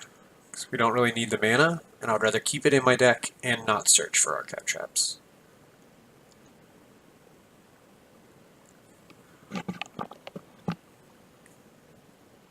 Exactly. Yeah, that's what I was just thinking. I don't want to do any more looks. I've got enough mana. Yeah, Ant-Man this weekend, for sure. Oh, come on, and they get a hideaway?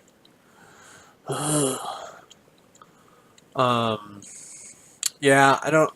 So, I know a lot of people, when they play against Mill, they'll, like, board their entire sideboard in, because their deck goes up 15 cards. And maybe that's what I do, but I don't feel like that's right. Because... Maybe I board in some extra cards, and I go above 60, but I don't want to board in, like, dead cards. Like, I can board in Rest in Peace. I don't think Stony Silence or Smash Smithereens is worth boarding in, but maybe I board in some stuff.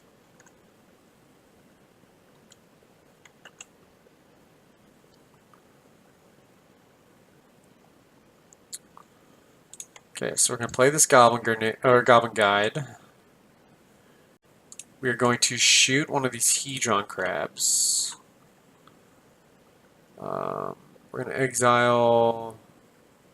How many Goblin Grenades do I have in my graveyard?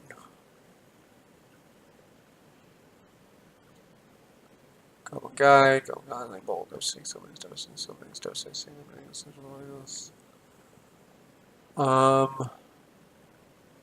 I guess we're going to take away... Because we still have a Bolt in the deck. So we're going to take away some of these bolts, and that way it's less bolts for him to have. Okay, so we get to swing for 6.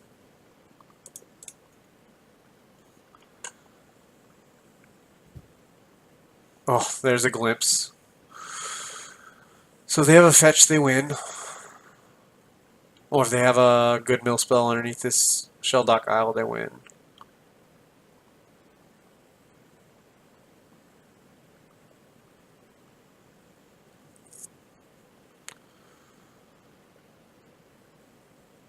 Two, 4, 6. I guess I should have swung first, because if they block, then I can still shoot the opponent. And if they chose not to block, then I would actually win off this Goblin Grenade. So that was a mistake. Yeah, that was bad.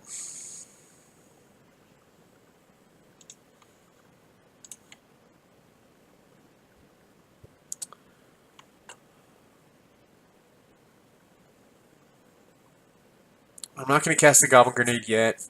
They could have a discard spell, but a lot of these decks, they don't really have a lot of interaction. They're just maxing out their removal spells. So Glimpse Unthinkable is going to make me mill 10. If their only land in hand is plains, then we're okay. Possibly. Mind Funeral would suck. So I don't think I want to grenade the crab because I have... Because the crab only kills me if they have a fetch land.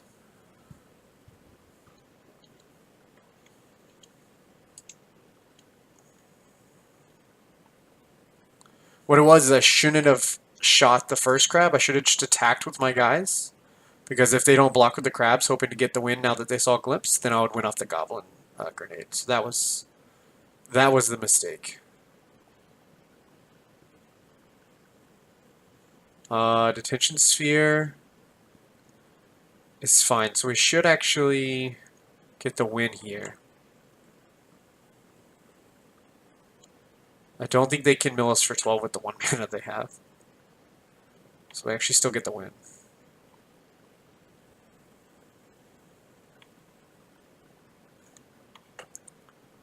We're going to hold the Fanatical Firebrand. Because I don't think they're going to have a way to stop this in general with what we have. And so I want to go ahead and get the swing in. We know they have planes. So we have the Fanatical to sack to the Goblin Grenade if we need to.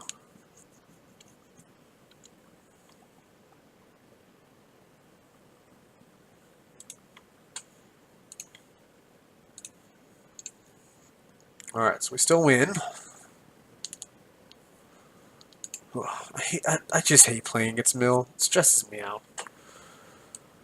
I want the Rest in Pieces because they play... I can't remember what the name of the card is. It's a black Crypt Incursion. They gain 3 life for every creature in the graveyard. I want the Searing Blazes for these crabs.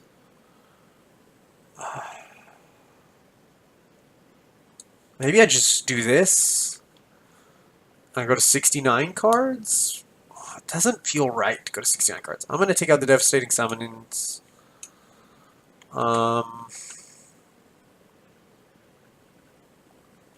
We go to 66.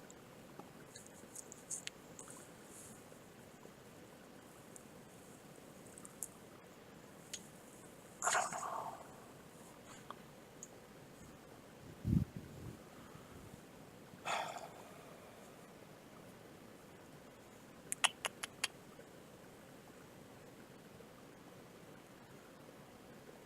I just play against the mill deck. I don't like playing with mill decks. Yeah, Chain Whirler's not right. You're right.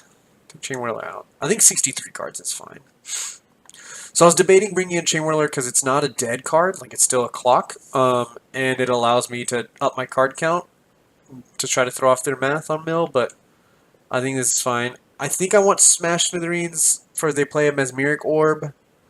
I like being able to blow that up. Searing Blaze I definitely like because killing Crab is pretty important.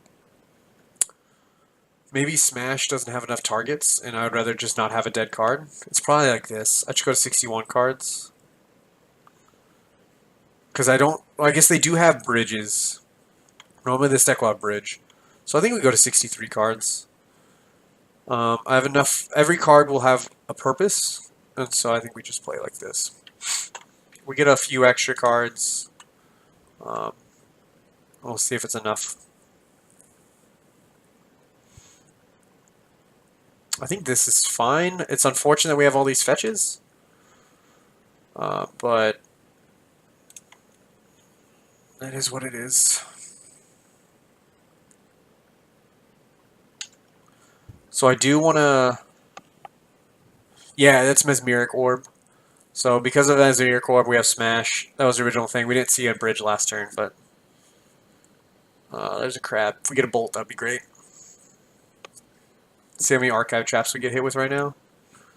So we're actually going to just bolt this crab now. And we got to get our red-white source. Because we want to play this Rest in Peace. But we're going to bolt the hell out of this crab.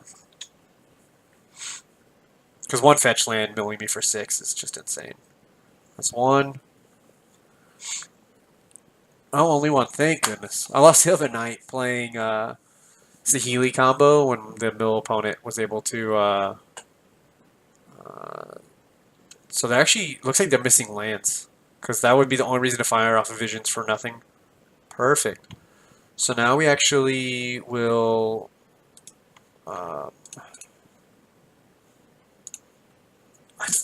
we could rest in peace now, but I think we want to... I think we want to actually get cards in play, because our opponent's missing land drops, and so we want to go and try to punish them. We're hoping not to give them a land here. Cool. So they get a path, which is a dead card.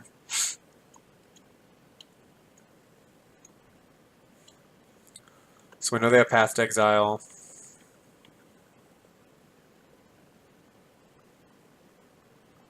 That's a pretty good draw. So we knew they didn't have an Archive Trap because we know they drew Path. So we get a Mountain. We get to go Burning Tree into Bushwhacker Kicked. And that's probably going to lock up the game.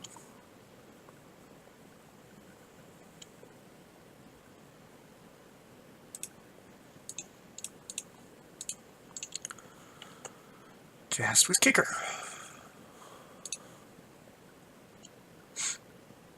So this is going to be just a ton of damage. I'll let the computer program count for me. 10, 12, so they go to 3.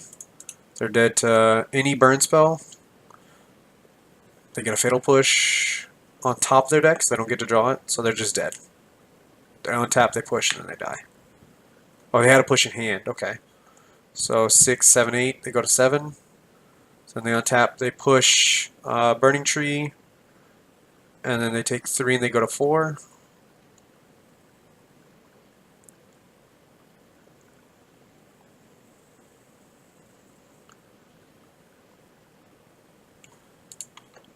Cast with Kicker.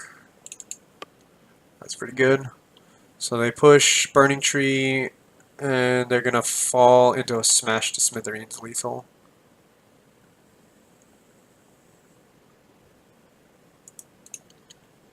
See if they hit the land. If they miss this land, then okay, so they do hit a land. So they have Flooded Strand, Fatal Push, Path in hand, and 4 others.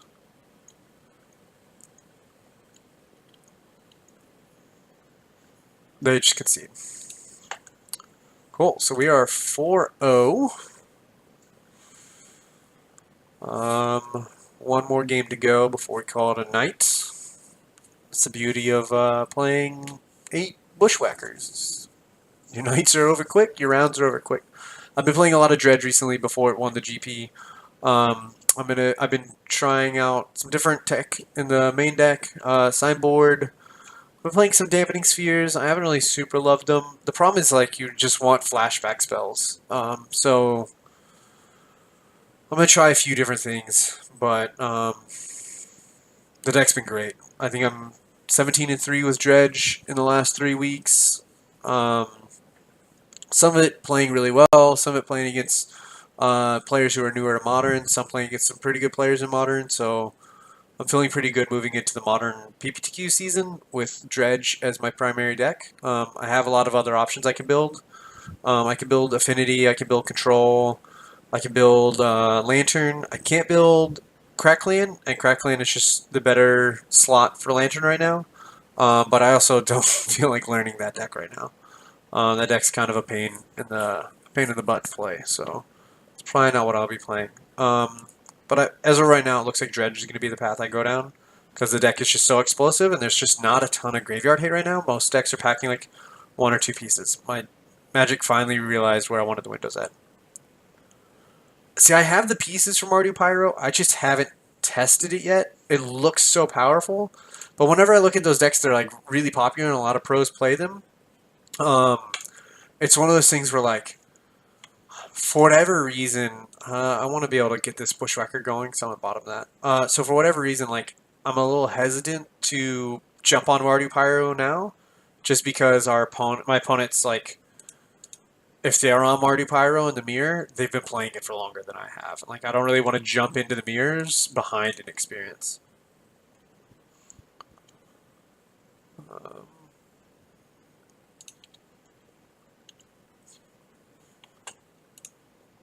So this looks death and taxes.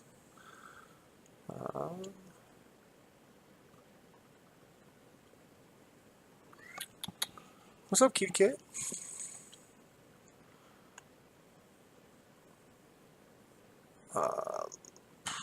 That's not what I wanted to see. Because now I have to kill this thing, so he can't ghost quarter me for value.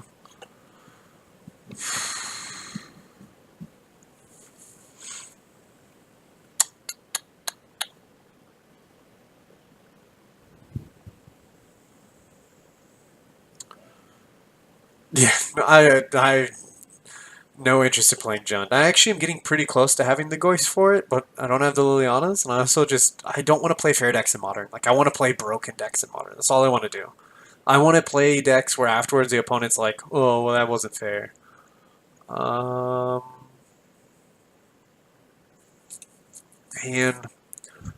I feel like we have to kill this Leonin Arbiter,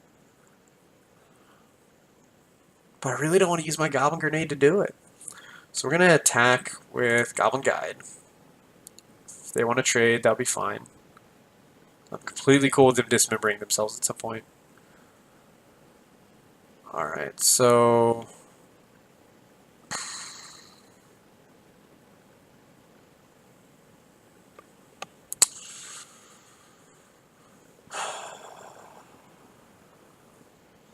I think it might just be...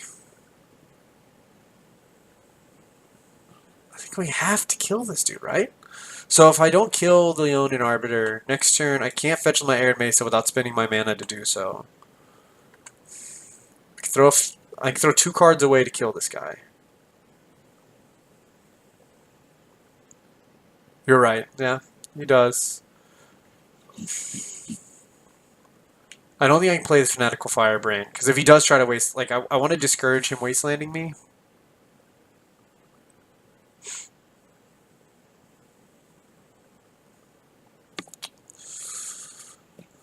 If I draw a regular mountain, then I think we're okay. So I think we're just going to go ahead and pass turn. Because the next turn I can Goblin Grenade the Leonin Arbiter. And then I get the search.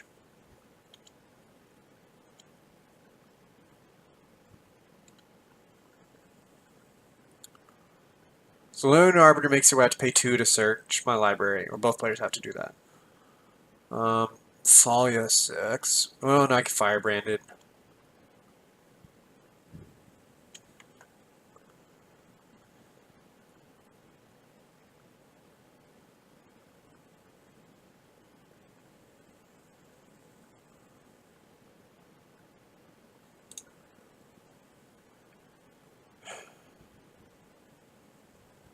I think I go ahead and pay for this ability, search for with Arid Mesa, play Fanatical Firebrand, shoot Thalia, and attack for 2. And this way I'm not behind on mana. I think this is the best play I can make, I think. Especially because they're missing a land drop, so now they're definitely not going to try to wasteland me.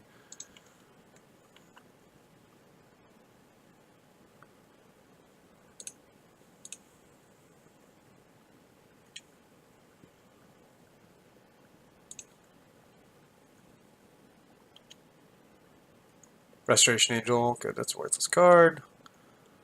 So we know they're not drawing a land next turn.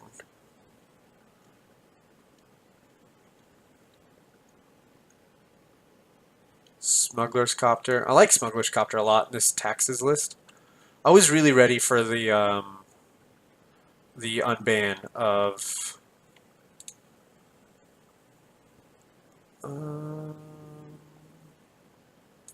so I can play Lavamancer, which is gonna allow me to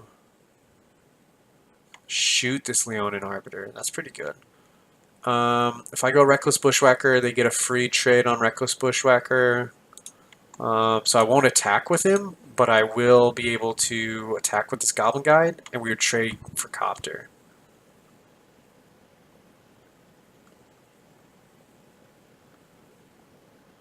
Or a free, they get to eat Reckless, but not trade. They get to just eat Reckless Bushwhacker. Yeah, they're real far behind currently. We would love to not see a land here.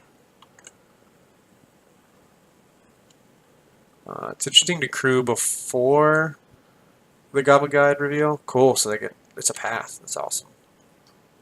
Well, that's unfortunate because now that means they can untap and just path. I will trade there. Path Lavamancer and I won't be able to search. What's up, dude?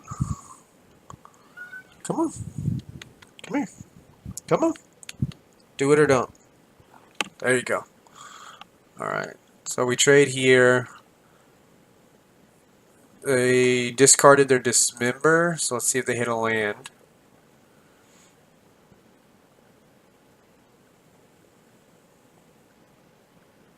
Play another Copter.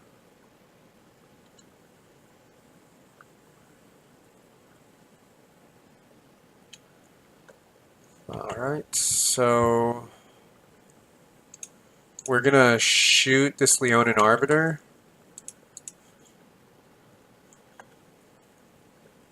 They're gonna crew. And then I'm probably gonna Goblin Grenade this Smuggler's Copter.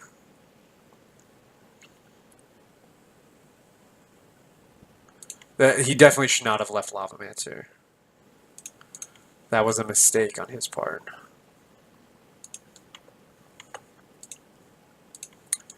So we get to kick this Bushwhacker. We're going to grenade the Smuggler's Copter because I don't want them to draw a card. And it's worth a loss of 2 damage to prevent them from gaining a card. So we're going to sack this new Bushwhacker.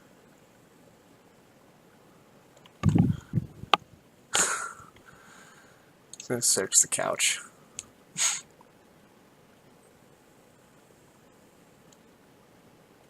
Yeah, they're in a very, very tough spot currently. So they do hit a land now. Okay, so now they get to path the Lavamancer, which is unfortunate. I can't search. Yes. Can't do it. Alright. Ooh, that's good. So cast with Kicker. That's pretty sweet. Cast with Surge. So anything he blocks is going to be a trade. Take 5 and go to 6. His path is gone.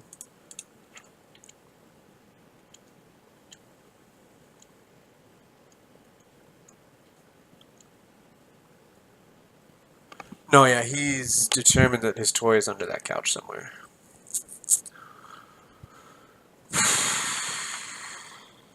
So I can do Thought-Knot Seer here. Probably should leave up Restoration Angel. Another Goblin Grenade off the top would be great. Lavamancer. We're attacking, so he's going to block our 2-1, take 1 and go to 5, and then we're going to play this Lavamancer. We know one of his 2 cards is Thought-Knots here, so we just don't want to like hold on to cards now. The reason we want to do that is because now a Bolt off the top is a win. A Goblin Grenade we still have the targets for. So here's Reality Smasher. Thought-Knot's here, so he overtapped. So he could have a path here. That would be unfortunate if he has another path. So he gets a Thought-Knot's here with no value. Yeah, he just overtapped by accident.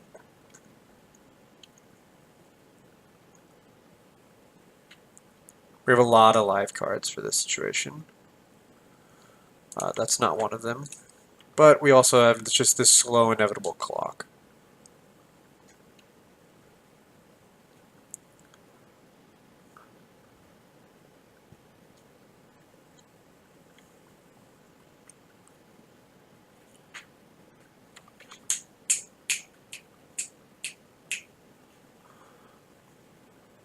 Let's see.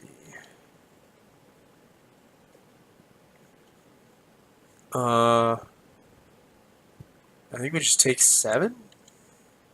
Because we have lethal.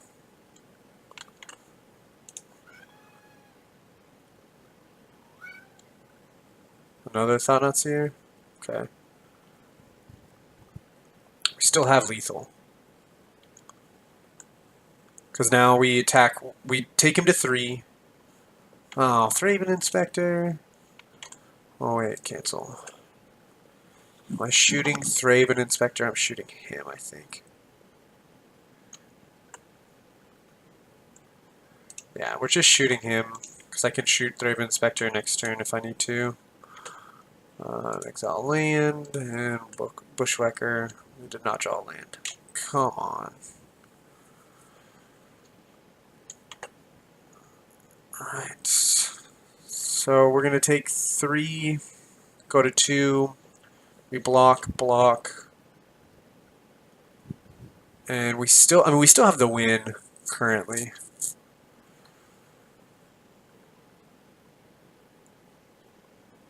A weapon here, like an equipment, would be awful. It's ridiculous that he's battling back into this game after that terrible, terrible start.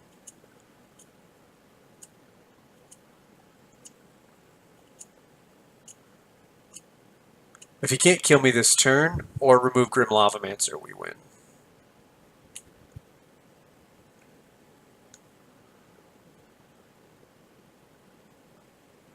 I was really ready to sleeve this Taxes deck back up when I was one of the people who really thought Stoneforge was getting a banned, only because the price jump made me think somebody knew something. But alas, not yet. I think it's happening. I think in the next calendar year we're getting Thought-Knot back. So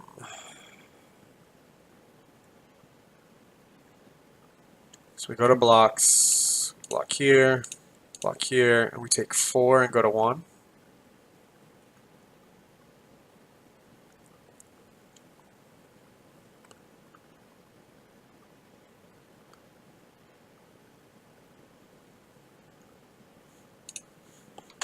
So we shoot them for 2, and see if they have a path to kill our guy before we untap. Nope. Alright, cool. So they concede. Let's see. Chainwhirler kills Thalia. Stony Silence actually is pretty good, because it will get... I think we want Dismembers. Again, I really just don't like Devastating Summonings. In Modern, I'm a big believer that you are going for your nut hands, or your best possible hands in game 1, and then after game 1, you're just trying to have the best possible hand while still having interactions.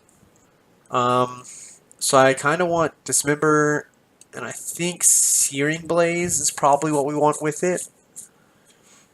And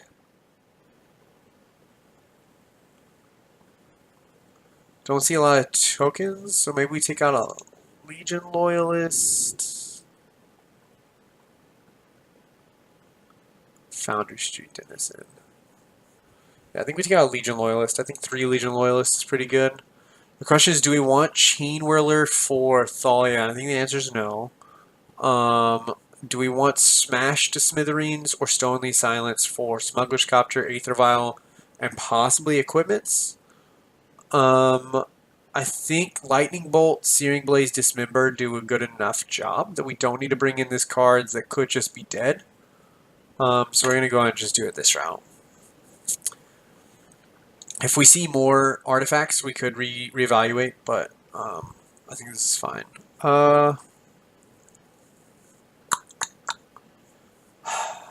We only have the 1 land.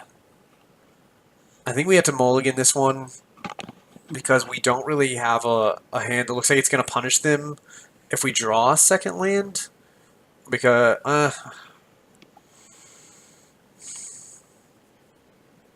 yeah, because we're going to fetch. So we're going to go down, we'll have 16 lands in our 51 card deck. So that's not even a 50% chance of hitting, so we got a mulligan. This is not very good, but we'll keep it. Legion Loyalist. I need something more impactful than Legion Loyalist on the top. No Aether Vial on turn 1, so that's nice. We did not bring any white spells in, so we're going to go and fetch so we don't get Arbitered. We're just going to get our last mountain because the rest of them are in our hand.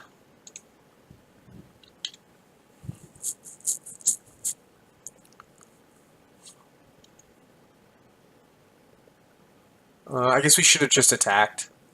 For some reason, I'm sitting back thinking like, well, if he plays Thalia, I could just shoot Thalia on the instep, but I could have also untapped. That was wrong.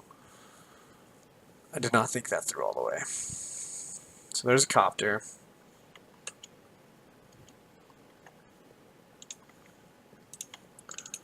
So we go Burning Tree. So they should be at 19. We missed our attack on the turn like we should have.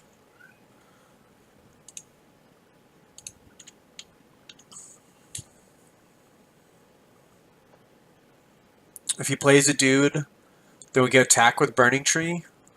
And if he animates Smuggler's Copter, then we get to trade Fanatical Firebrand and Lavamancer for it.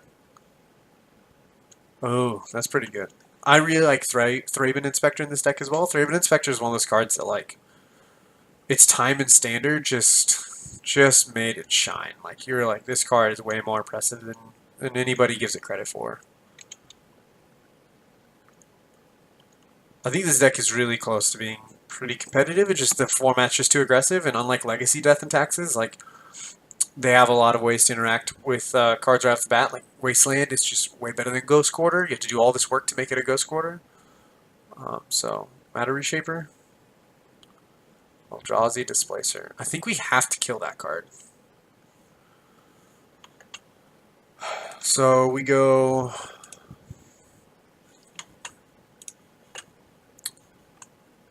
Yeah, we just attack for 2.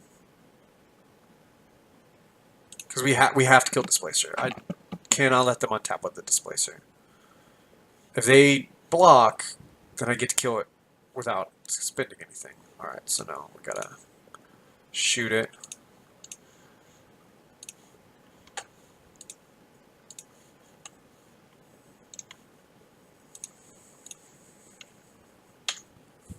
This hand is not very impressive.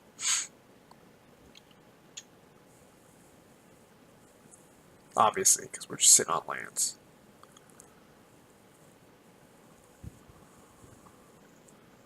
Now, if they like go Thought Knot and we rip and dismember, that's probably like the best possible outcome.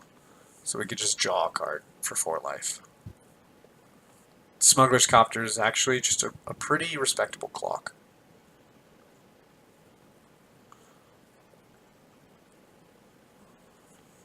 So I drew a card now.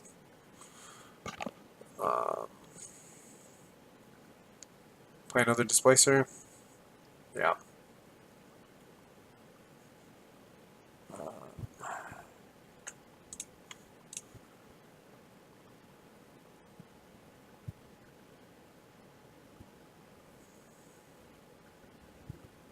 So we're actually gonna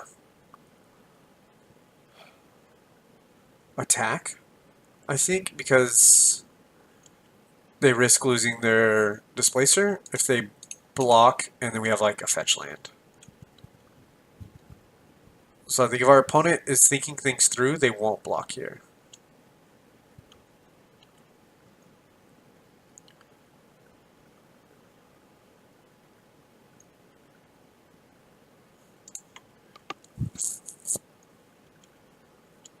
Okay.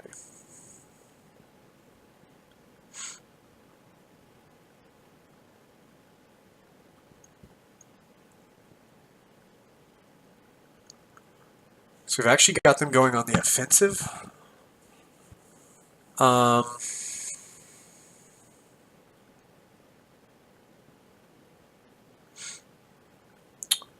So if we swing... Yeah, so... I think we Goblin Grenade the Displacer, and I think we sack the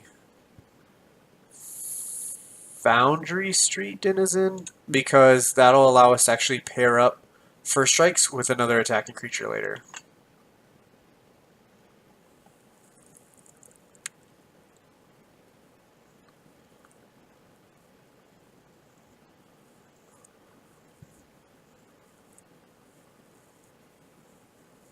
It's unfortunate to have all these lands in them have not been fetches. Only one of them was a fetch, because otherwise we'd have another 4 damage sitting here, and so we have this opportunity to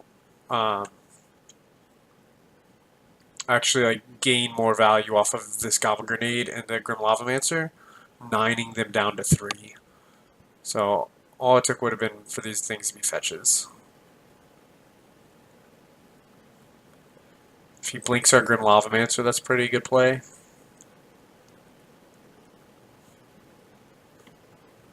Blinks his Thraben to get another clue.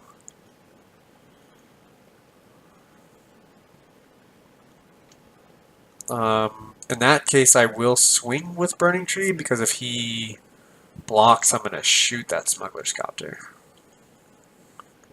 Yeah, I will shoot the Smuggler's Copter.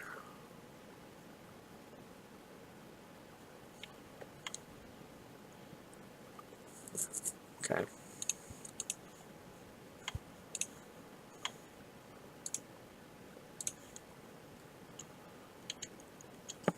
So they got a loot, and they have another clue. I mean, we were way behind, but it's fine. Getting that Smuggler's Copter off the board was pretty big, unless he just plays another one.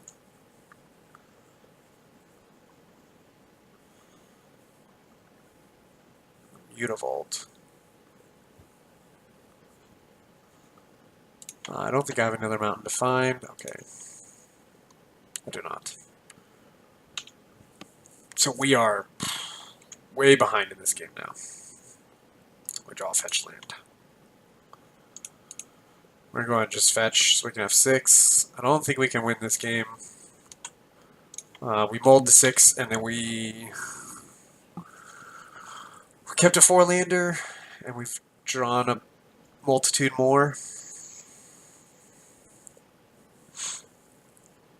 This deck is all about overwhelming your opponent, so like we aren't going to win games where it makes sense to keep Thraben and Spectre back, because it could just eat Legion Loyalists for free.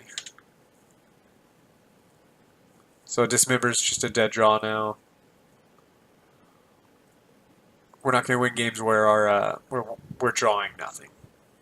Oh goodness, yeah.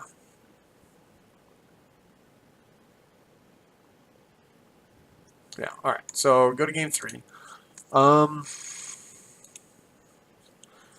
Again, like as much as Smash Smithereens looks good, I don't think it's what we want to bring in.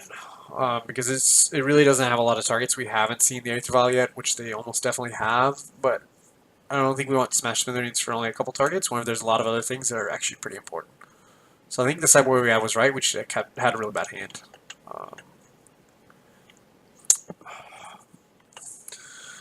Alright, we got a mulligan this one. Right?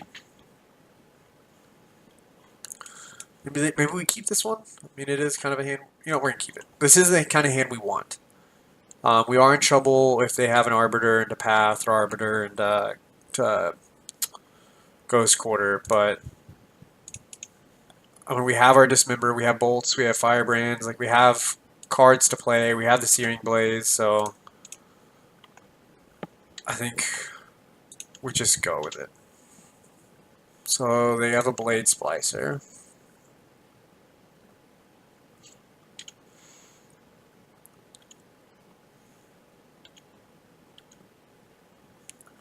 Okay, so we hit the land.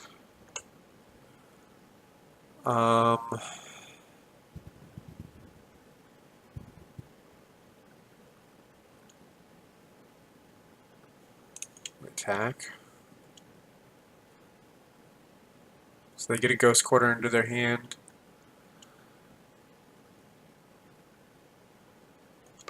We're gonna keep these bolts open.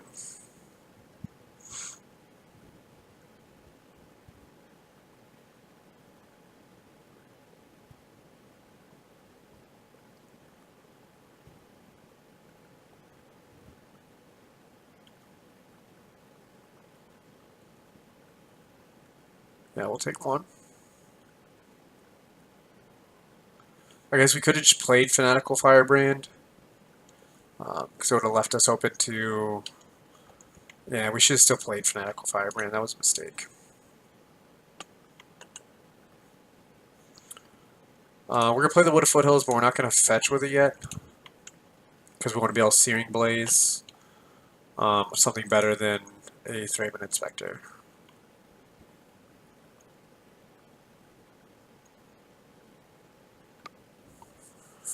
So we know all these cards. Okay.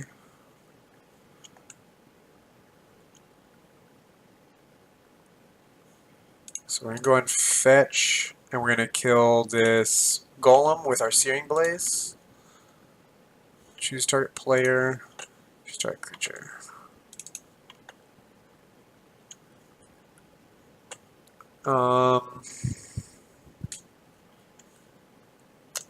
So we know 2 cards in their hand are Ghost Quarter and Thalia. If we talk with Goblin Guide and they double block, we get to trade our Fanatical Firebrand for both their creatures. I think that's a better play.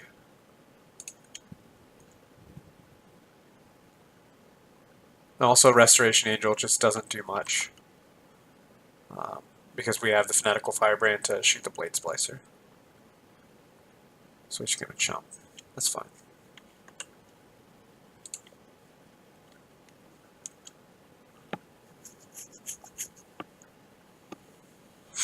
We're again kind of at a point where we would love to stop drawing lands.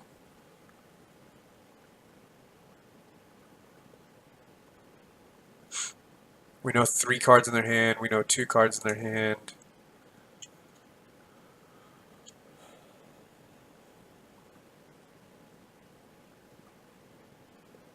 Thalia. We're at a point where we might as well just go and shoot this thing now, because we don't really gain any value by having our Fanatical Firebrand sit here.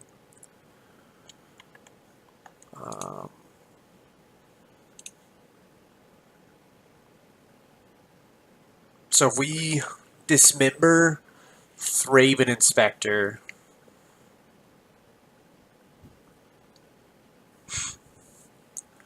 then we get to hit him for 4. I don't think we dismember here. It's not enough of damage yet to warrant the hit. Oh, Settle the Wreckage. Okay.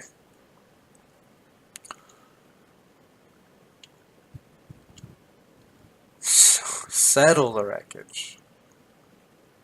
That's interesting. So they go to 8. So Goblin Grenade is lethal.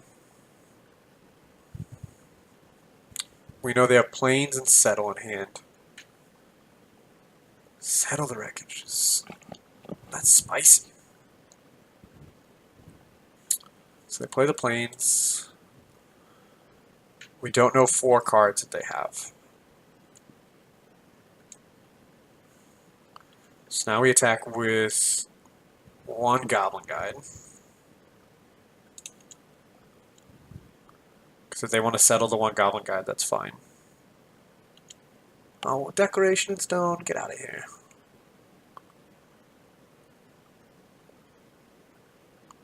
So they're going to settle. So because they're settling the Singleton Goblin Guide, I don't want to play the Grim Lavamancer right now. Because I don't want them to untap. It's just Declaration in Stone, Grim Lavamancer.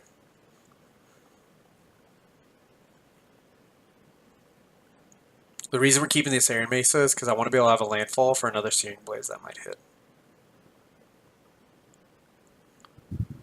Thought Not Seer. We bolt the opponent with the effect on the stack.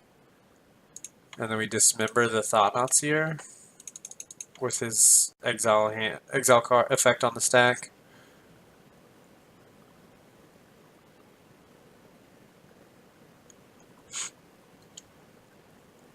And then we bolt the opponent again, which is going to force them to Declaration in Stone or Goblin Guide because it's lethal, and exile our Grim Lavamancer. Then we untap and sack the Clue token and see if we get there.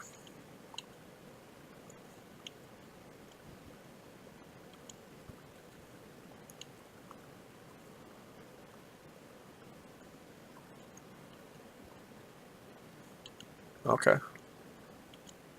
So that actually gives us more outs, I think. Fanatical Firebrand, this also works. Unless they have a path. Well, no, they can't cast path because they played their own Thalia. Alright, so we went 5-0 with our mono red 8-whack. Pretty sweet. So overall, the deck, I mean, it attacks the format in a way that opponents just really can't answer right now. Like there's not really much they can do. So we get to kind of run them over. But yeah, we'll be back every Tuesday, unless I'm traveling for any reasons. I'll be here for to play some kind of decks. Currently, we're in the modern season, so probably a variety of modern decks. Normally, it's not going to be the same deck every week. We have on MTG Deck Techs, we have a Patreon. You can donate for us to play your brews or your decks through leagues. We also are active on MTG Deck Techs at Twitter. Give us a subscribe on Twitch because we just reached affiliates, so we're looking to get as much support as possible. And then you can follow me at Busted Sleeves on Twitter and at Busted Sleeves on Twitch. And anytime another person might be on our MTG Deck Techs, I might be playing some on mine. But typically, if I'm playing, I'm going to be on the MTG Deck Techs account. But you can follow me on Twitter, and I'll post when I'm going to go live. You can tweet at me if you have deck lists, or if you want to get discussion on deck lists or how things went, or feedback. But definitely be checking us out at MTG Deck Techs, and thanks for joining in.